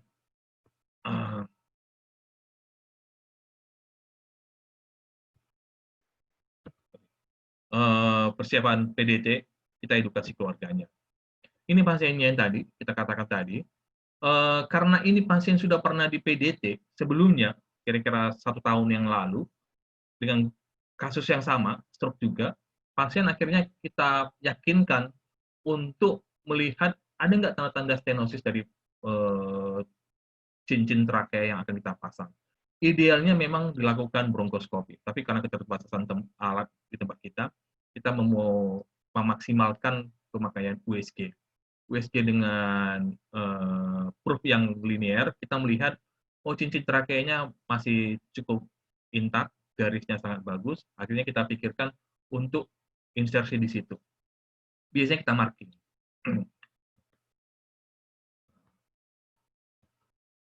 Lalu pasien tanggal 2 bulan 7 kita tracheostomy, setelah membaik, kita pindahkan ke ruang high care unit, dan lanjutkan perawatan tracheostomy di ruangan. Pada kasus ini, sebenarnya keluarga pasien ini sudah diajarin, bahkan ada caregiver atau pengasuh orang sakit, ya, itu sudah bisa melakukan tindakan-tindakan perawatan baik di ruangan biasa sampai nanti bisa pulang. Lalu pasien tanggal 17 bulan 7, kira-kira 2 minggu lebih, sudah membaik, saturasinya 94 dengan udara oksigen 21%, tapi kita pastikan ini pasien belum bisa didekanulasi. Beberapa pertimbangannya terutama mengenai tingkat kesadaran sama kemampuan pasien untuk menelan. Ini pertimbangan kita pada gangguan neurologi. Tanggal 31 bulan 7, kira-kira hampir sebulan dari tracheostomi pertama, pasien saturasi membaik, namun dari penilaian kita, batu tidak efektif, tidak adekuat, pasien harus dicoba di suction untuk mengeluarkan lendirnya. Tanggal 31 bulan 7, akhirnya dengan pertimbangan sudah 1 bulan pemakaian tracheostomi yang biasa, ya, kita ganti pasiennya di kamar operasi dengan tracheostomi yang bahan silikon dengan ukuran 7,0. Ya. Selama pasien dirawat, tidak ada perdarahan, napas adekuat, dan dilanjutkan pasien di rumah. Memang timeline-nya tidak ada di sini, tapi sharing-nya, pasien ini akhirnya memang akhirnya tidak meninggal juga, tapi sudah hampir 1,5 tahun lah dirawat di rumah oleh keluarga, caregiver, dan beberapa kali dibantu sama home visit dari rumah sakit. Pasien bisa bertahan 1,5 tahun dari pulang dari rumah sakit dengan tracheostomi di rumah. Inilah yang menjadi problem kita, pasien-pasien dengan stroke umumnya membutuhkan manajemen ICU, di mana kalau tidak dilakukan terapi yang baik, mortalitasnya sangat tinggi, bisa sampai 40-80%.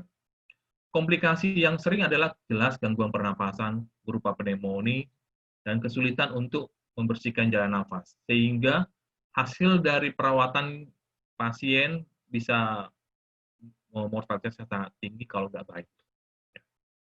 Beberapa perkiraan yang memungkinkan pasien bisa diekstubasi selama 1 minggu, itu umumnya terjadi pada seorang klinisi. Kita setelah 1 minggu merawat pasien, biasanya kita menilai apakah pasien ini membaik setelah 1 minggu atau perlu kita lanjutkan dengan tracheostomy itu. Ini yang menjadi kadang-kadang pertimbangan-pertimbangan kita antara tujuan dan manfaatnya.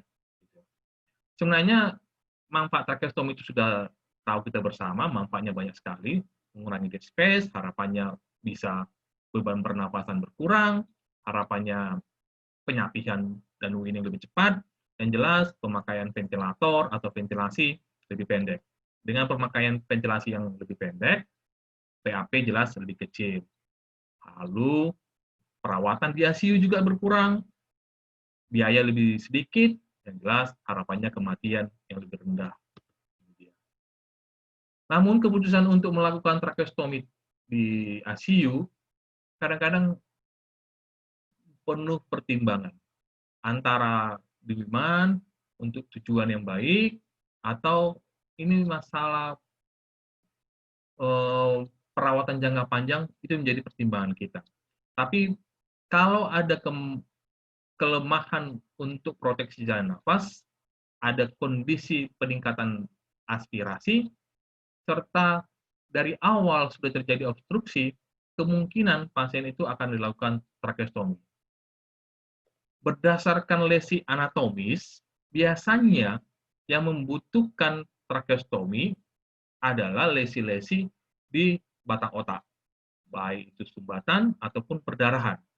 Biasanya hati-hati di mesencephalon, pons, medula oblongata, kalau ada stroke di situ, itu juga bisa mengakibatkan gangguan pola nafas serta ketidakmampuan untuk menelan atau berbatuk. Sehingga pasien-pasien seperti itu perlu kita pikirkan untuk tracheostomy. Secara umum, jelas prediksi independen untuk tracheostomy ada tingkat kesadaran. Biasanya cut point-nya adalah GCS-nya sama dengan 8. Lalu, ada nggak penyakit penyerta PPOK pada pasien ini? Lalu, ada nggak gangguan-gangguan di intrakranial sebelumnya, seperti defek, midline shift, adanya perdarahan IVH, serta hidrosepalus. Kalau ini masih bertahan, kemungkinan pasien itu membutuhkan tracheostomy. Secara tabel, berdasarkan umur, tingkat kesadaran, faktor oksigenasi, keparahan dari gangguan neurologis, apakah pernah pasien diintubasi atau reintubasi, gangguan hemodinamik, bisa kita lihat dari sini. Nah, jadi kalau misalnya dari beberapa prediksi ini sudah terjadi gangguan poinnya, kemungkinan pasien akan membutuhkan ventilasi mekanik yang cukup lama. Konsekuensinya, ventilasi mekanik yang cukup lama akan mengakibatkan kebutuhan pemakaian tracheostomy yang berbanding lurus. Nah, ini dia maksudnya. Time. Kapan kita akan melakukan tracheostomy pada pasien gangguan neurologi? Biasanya secara teori memang masih dimungkinkan 14-21 hari.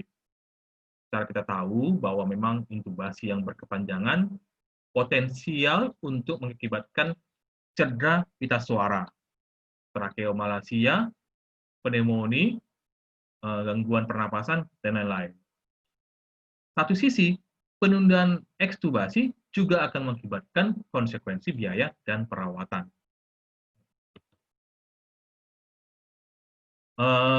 Dari scoring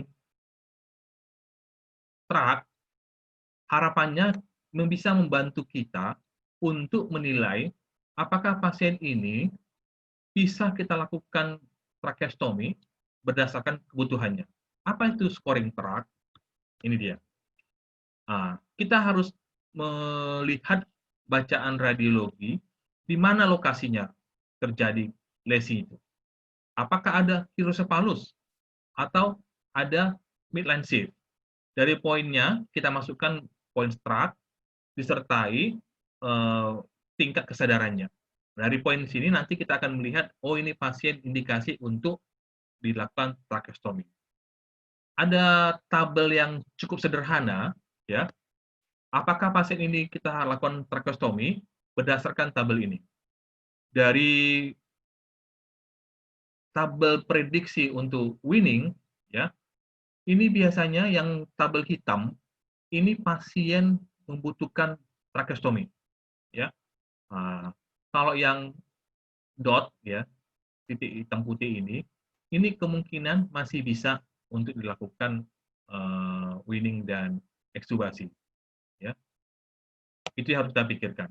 Jadi dari radiologi scale tadi kita masukkan poinnya, jelas semakin tinggi poinnya biasanya kebutuhan untuk tracheostomy karena gagal winning dimungkinkan.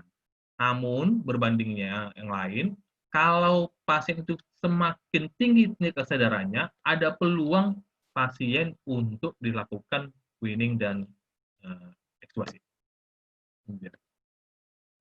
Selanjutnya, pasti setelah pasien di ventilator, kita memikirkan untuk apakah pasien ini bisa di-winning. Prinsip awal, kita berharap ada perbaikan GCS. Kalau tidak ada perbaikan GCS, kemungkinan kita tidak bisa melakukan winning yang ideal. Hati-hati juga perdarahan-perdarahan serta hidrosepalus di lesinya.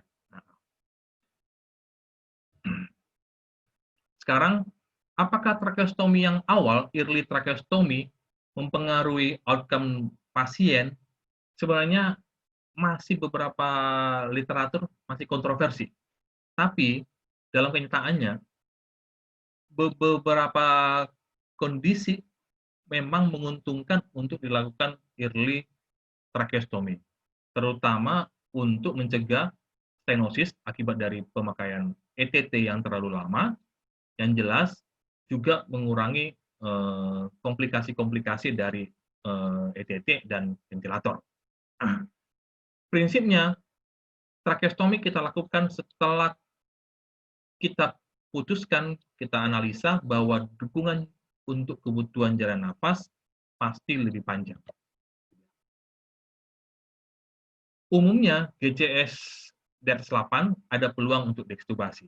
Namun, jangan salah, kadang-kadang pasiennya di atas 8, bisa 9, 10, atau 11, tapi ada kondisi yang tidak memungkinkan pasien untuk deekstubasi, yaitu ketidakmampuan untuk efektif untuk batuk, secret yang banyak, blendernya juga banyak, atau lagi adalah ada disfagia dari pasien itu. Namun, kenyataannya, sering kita terlambat untuk mengetahuinya. Pasien sudah diekstubasi, rupanya kita nilai evaluasi kembali, waduh, ada masalah di efek batuknya, ada gangguan untuk menelan, blendernya tidak bisa keluar dengan baik, akhirnya pasien direinstubasi. Reintubasi pada pasien-pasien dengan gangguan neurologi bisa mengakibatkan resiko PAP yang meningkat sampai 2 kali lipat.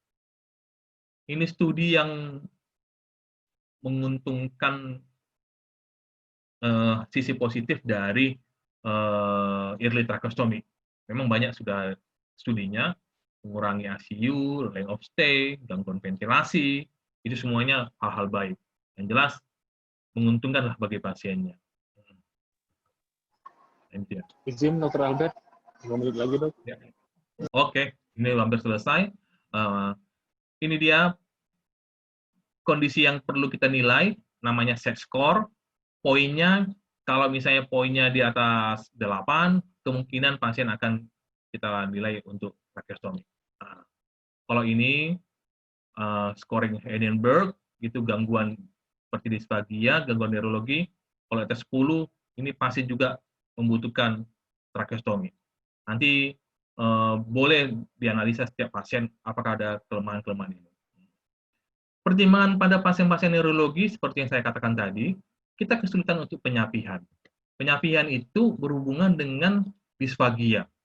Disfagia pada pasien-pasien dengan gangguan neurologis, terutama pada lesi yang mengakibatkan batang otak. Di sini kemungkinan besar pasien tidak bisa untuk di-weaning atau diekstubasi. Jadi perlu dilakukan tracheostomi. Ini bisa dilakukan tesnya dan dilakukan screening. Tes disfagia ini ada beberapa dikerjakan bedside berdasarkan endoskopi, ada yang berdasarkan tes menelan air sederhana. Kalau di beberapa tempat ada namanya tes gas, daging swallowing screen. Ini dia. Jadi ada beberapa perlakuan-perlakuan pada pasien.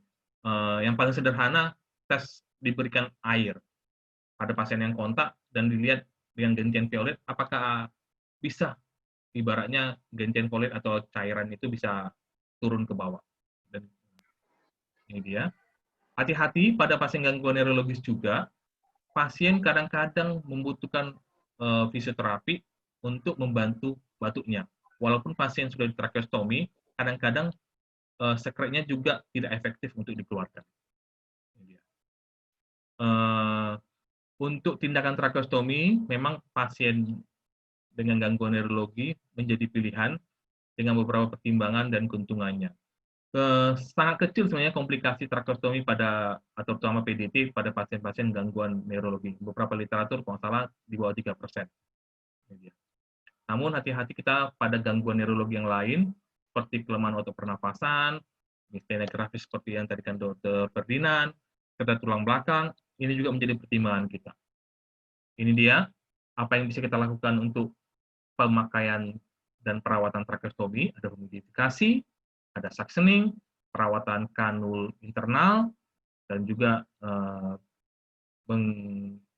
melakukan dressing atau tape. Saya rasa itu dulu, ini masalah teknikal saja. Mudah-mudahan bermanfaat. Saya kembalikan ke moderator. Ya, terima kasih pada Albert atas sharingnya. Mungkin saya simpulkan juga berarti pendekatan psikologis juga lebih menguntungkan untuk dilakukan tracheostomi. Apalagi kalau kita punya alat kali ya yang percutaneous bisa di ICU masing-masing. Oke, terima kasih atas sharing kasus 4 sharing kasus. Sebelum masuk ke sesi jawab, di saya udah banyak masuk pertanyaan ke 4 presentator. Saya persilahkan dulu, sebelumnya ada sponsor kita, Sleep Medica. Mana tahu ada sejawat yang lain atau teman-teman ingin tahu tentang alat apa sih sebenarnya PDT Complex ini, yang lebih keterangan dan mungkin harganya, apa ada diskon kalau dibutuhkan. Jadi ini saya persilahkan kita untuk sebentar mempresentasikan. Silakan Mari. Ya, baik. Terima kasih Dr. Bastian selaku moderator atas kesempatannya. Terima kasih juga kepada para pembicara hari ini atas sharing-sharing kasusnya. Nah, di sini perkenalkan sebelumnya, nama saya Monique Evelyn, saya Senior Product Specialist dari IDS Med. Di sini saya akan memberikan sekilas tentang produk-produk yang kami bawa yang mungkin dokter di rumah sakitnya sedang membutuhkan atau sedang mencari dan mungkin belum tahu bahwa IDS Med membawa produk-produk ini. Sebelumnya, saya perkenalkan dulu siapa itu IDS Med. Jadi IDS Med ini adalah perusahaan yang bergerak di bidang medical supply chain. Jadi selain sebagai distributor alat kesehatan, kami juga menyediakan servis lain seperti ada service unit dan lain-lain dari produk-produk yang kami jual. Visi kami adalah delivering healthcare solutions to improve quality of life. Kami sendiri sekarang ini hadir di 6 cabang di Indonesia. Kemudian specialty care areas kami cukup luas yang dibawa oleh PT IDS Med. Produk-produknya mulai dari anestesiologi, kemudian diagnostik, ENT, emergency care, neurologi, medical consumable, sampai ke respiratory care. Ya, di sini seperti topik webinar hari ini mengangkat mengenai tracheostomy khususnya untuk PDP atau PDT ya, lebih dikenal dengan PDT, percutaneous dilatational tracheostomy. Produk yang kami bawa, kami punya Portex PDT Kit. Ya, jadi apa isinya Portex PDT Kit ini? Jadi ini merupakan paket lengkap yang sesuai dengan kebutuhan pemasangan tracheostomy menggunakan teknik PDT. Nah, di sini bisa dilihat bahwa paketnya sudah lengkap, mulai dari dilatornya, kemudian sampai dilengkapi juga dengan kanul tracheostominya. Kanulnya pun sudah dilengkapi dengan 2 inner kanula dan fiksasinya, dengan desainnya ergonomis, single use, dan juga bahan yang lembut. Dan tentunya untuk produk-produk Portex dari Smith Medical, istimewanya ada di cuff kami, yaitu cuff pada tracheostominya berbentuk apple, high volume, low pressure, sehingga meminimalkan risiko terjadinya trauma pada trakea akibat penekanan pada cuff. Nah, untuk PDT Kit ini tersedia dalam 2 size 7 dan size 8. Kalau dokter ada yang bertanya apa bedanya? Bedanya selain tentu di size kanul yang ada di dalam paket tersebut, juga berbeda di ukuran size dilatornya yang putih ini. Selain PDT Kit-nya, Portex Smith Medical juga punya produk kanul tracheostominya. Jadi tracheostomy tube ini juga merupakan suatu set, sudah dilengkapi inner kanula, sikat pembersih, juga dengan flange lembut hingga nyaman untuk pasien. Kami ada tersedia juga untuk kanul unfenestrated, yaitu biasanya digunakan untuk pasien dengan ventilator. Kemudian juga ada yang fenestrated, digunakan untuk pasien dalam proses weaning, yang seperti ini. Untuk size-nya tersedia mulai dari internal diameter 6 mm sampai 8 mm. Selain 2 kanul ini, ada juga kanul Ultra Suction 8 dari Portex juga. Istimewanya untuk kanul ini adalah tersedia line suction di atas cuff, jadi line putih ini. Sehingga memungkinkan dilakukannya suction pada sekret yang terkumpul di atas cuff yang tidak terjangkau oleh metode konvensional. Fitur ini digunakan untuk mencegah terjadinya VAP yang terjadi pada penggunaan tracheostomy jangka panjang. Selain itu untuk pediatrik juga ada yang uncuff. Nah, untuk ETT tentunya selain Portex ETT yang kami bawa yang konvensional, kami juga punya yang paket, yaitu suction above cuff endotracheal tube. Jadi ETT ini juga konsepnya sama seperti suction aid sebelumnya, yaitu ETT dilengkapi line suction, sehingga memungkinkan dilakukan suction di atas cuff, seperti itu. Nah, selain itu juga untuk closed suction, kami punya Suction Pro, yaitu kita semua tahu closed suction ya, untuk melakukan suctioning, menghisap phlegm, menghilangkan sekresi dari trakea bronkial pada pasien dewasa menggunakan ventilator. Selain untuk ETT, kita juga punya closed suction-nya yang untuk closed suction tracheostomy juga. Nah, untuk portfolio produk lain, mungkin dokter-dokter sudah mengenal Portex kami, ada yang cuff inflator, ini digunakan untuk mengatur tekanan cuff dan juga memantaunya. Kami juga punya HMF dari brand in-house kami dari InnoQ, kemudian juga kelengkapan airway management lainnya. Nah, selain itu mungkin dokter-dokter ada yang sedang mencari bugi Bostina, dari IDS juga punya produk ini yang bugi ya, yang digunakan untuk intubasi sulit atau difficult intubation. Bugi kami ini dilengkapi dengan double duct yang memungkinkan pemberian oksigen tanpa resiko barotrauma. Bugi ini juga tersedia dalam 3 ukuran, neonate, pediatrik, sampai adult. Nah, selain itu, dengan kondisi pandemik sekarang ini, IDS Med, sebelum pandemik pun kami juga sudah punya ini, dok, yaitu Respocare ini dari brand InnoQ. InnoQ adalah brand kami, brand IDS sendiri, N95 antiviral mask. Jadi keistimewaannya adalah satu-satunya yang sudah mendapatkan persetujuan FDA sebagai antiviral face mask dan sudah dites untuk mengaktifasi virus-virus termasuk inaktivasi virus SARS dan MERS dalam waktu 1 menit. Nah, selain itu juga untuk PPE-nya kami punya dari brand InnoQ, RTT coverall set. Jadi RTT yang kami punya ini terdiri dari hood, jumpsuit, dan juga shoe cover-nya. Istimewanya, selain tentunya sudah mendapatkan approval dari Kemenkes, Jadi bahannya ini kami impor dari Italia tapi dijahit di Indonesia. Jadi ini juga termasuk karya anak bangsa ya dok. Size-nya tersedia dari ukuran S, M, L, XL, sampai XXL. Terbuat dari bahan politetrafluoroetilen dan juga eco-friendly karena ini adalah PPE yang coverall yang washable atau dapat dicuci dan digunakan sampai 100 kali dengan pencucian biasa. Kalau dengan autoclave bisa 70 sampai 80 kali. Seperti itu. Nah, itu produk-produk yang kami bawa yang relevan dengan topik webinar kali ini. Tentunya kami juga punya range produk lain yang cukup besar dari IDS Med. Jika dokter punya kebutuhan di rumah sakitnya, bisa menghubungi saya di sini atau bisa email. Dari email webinar confirmation itu juga terhubung ke email saya, silakan dihubungi.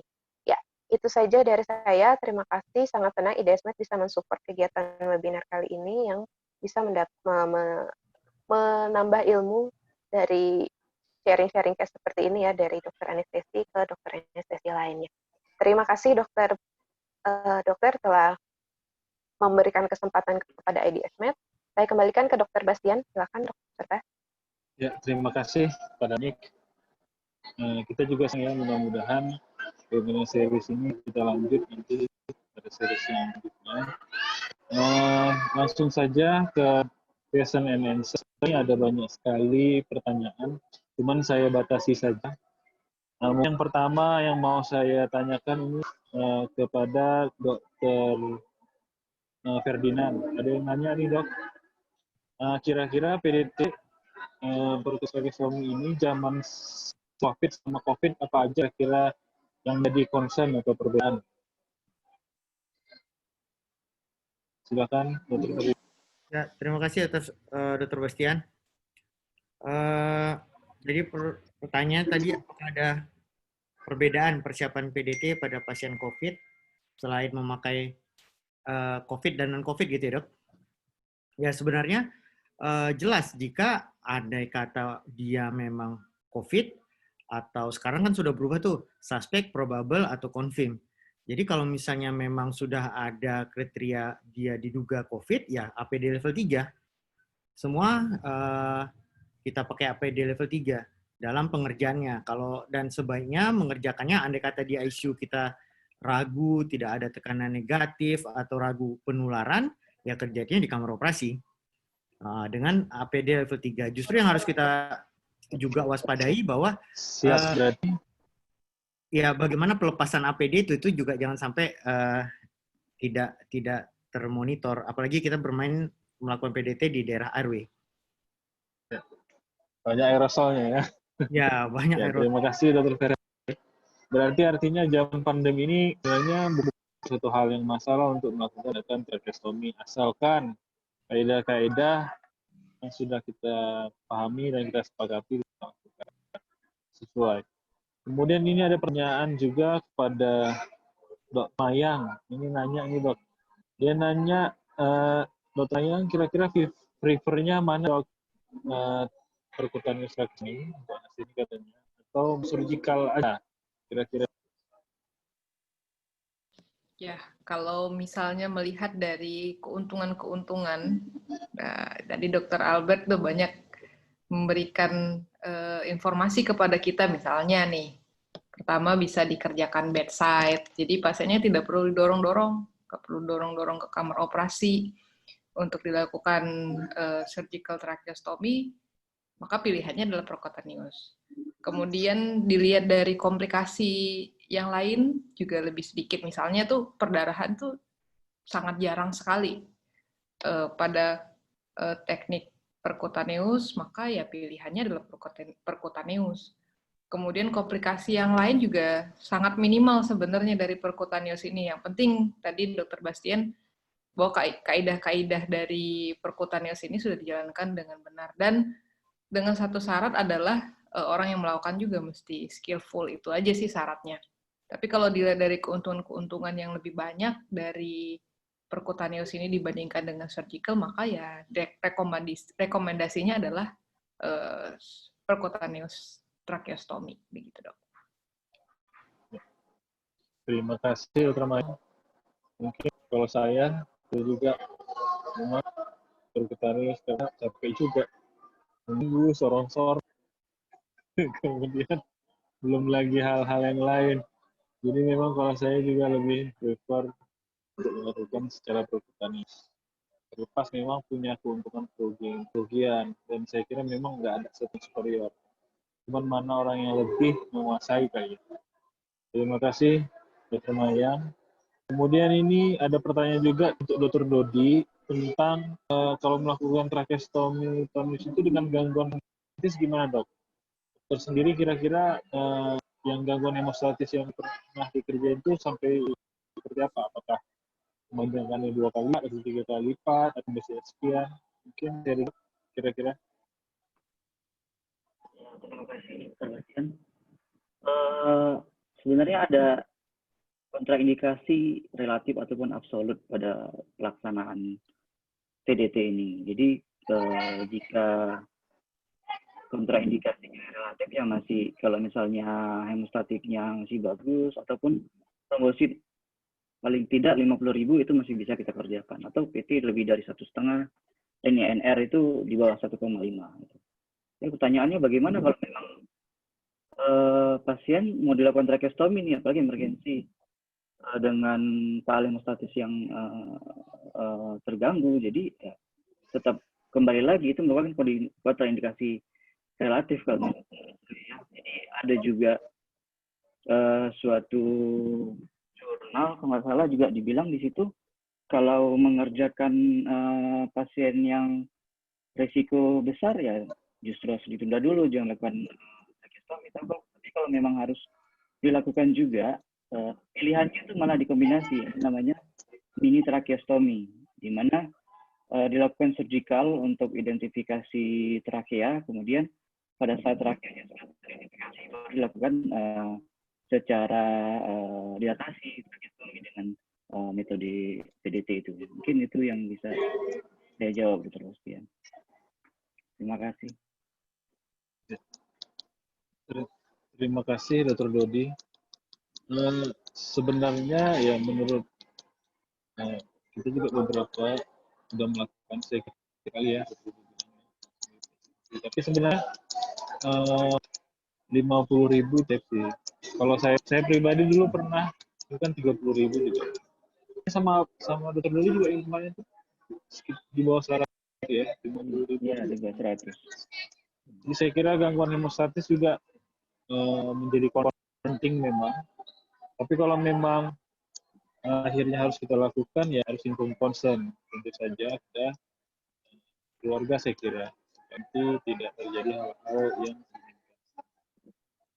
terima kasih banyak Dr. Dodi atas jawabannya dan pengarahannya.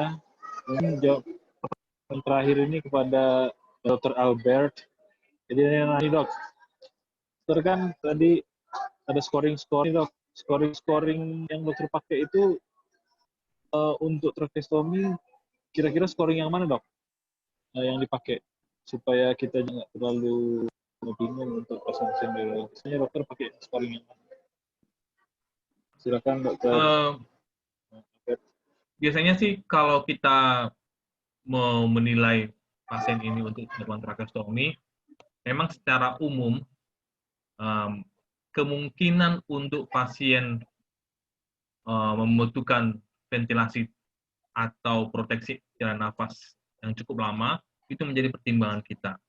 Kadang-kadang nggak sampai memang 2 minggu ataupun 1 minggu kita lakukan early tracheostomy karena kita melihat modal dasar dari pertama tingkat kesadaran pasien, lesi yang terjadi pada pasien itu memang kemungkinan untuk outcome score-nya tidak terlalu baik.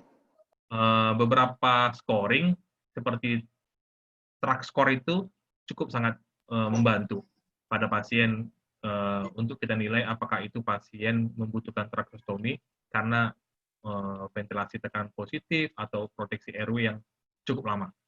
Dari situ kita bisa lakukan. Satu lagi, jangan lupa ketika kita mau menilai pasien, fungsi menelan juga harus dinilai. Karena itu menjadi prediktor apakah pasien ini bisa kita ekstubasi dan kemungkinan tidak terjadi aspirasi pneumonia pada pasien karena kelemahan. Thank you. Oke, ya siap. Terima kasih Dr. Albert. Berarti terkadang pun scoring ini ya lebih lihat klinis kali dok ya, atau lihat arahnya kali ya. Kira-kira ini memang prolong lama, mungkin juga langsung dilakukan tracheostomy. Oke, saya kira nggak terasa ya, udah hampir. Justru ini udah lewat waktunya kayaknya, udah lebih 2 jam. Dari Dr. yang Bastian. Ya. Mungkin kita bisa minta ini juga dari Dr. Bima nih, ada Dr. Bima. Oh iya. Dr. Bima. Mungkin ada tambahan. Halo dok. Atau petuah-petuah. Halo Dr. Bima. Ya. Selamat siang dok, sehat dok? Yang Alhamdulillah ya. Oke, Silakan dok. Berapa case yang menarik sekali. Terima kasih buat semuanya. Saya juga sambil monitoring, termasuk salah satu dari kasusnya yang Dr. Mayang ya. Dalam banyak hal dengan kita belajar semuanya, mudah-mudahan kita semakin akan bisa menambahkan daftar keuntungan dari tindakan-tindakan tracheostomy ini, dan mudah-mudahan ini bisa membuat kita lebih detail lagi dalam mengefektifkan tindakan ini bagi kepentingan layanan pasien-pasien kritis kayak itu yang membutuhkannya. Saya rasa demikian aja sih. Secara umum kita akan bisa dapatkan banyak hal yang menarik dari tindakan ini, dan dengan kita lebih banyak belajar dan aplikasi di lapangan, dan disebutkan juga bahwa kerjasama tim merupakan suatu hal yang sangat penting dari mulai persiapannya sampai kontrol, kalau misalnya pun sampai pulang ke rumah. Itu aja tambahan saya. Terima kasih. Siap dok. Terima kasih. Ya, sehat dok. Salam. Terima kasih. Ya, next series ya dok. Siap. Terima kasih pada Dr. Bima. Alhamdulillah. Ternyata beliau monitoring. Saya juga enggak tadi. Maaf dok. Saya kira mungkin kita sudahi aja ya. Udah lebih dari ekspektasi ya. Udah 2 jam. Tadinya saya mau bikin setengah. Kami berharap semua tentu saja tracheostomy perkutan ini bakal membantu pelayanan pasien-pasien kritis nantinya di ICU, makanan berkembang. Tentu saja kita juga punya kekurangan, kita juga punya kelebihan. Saya kira ini tidak perlu dikonfrontir atau diperdebatkan, asalkan itu demi pasien. Terima kasih semua atensinya buat para hadirin sekalian, para guru sejarah sekalian. Para teman-teman sekalian, silahkan sharing. Kita selalu open di sini.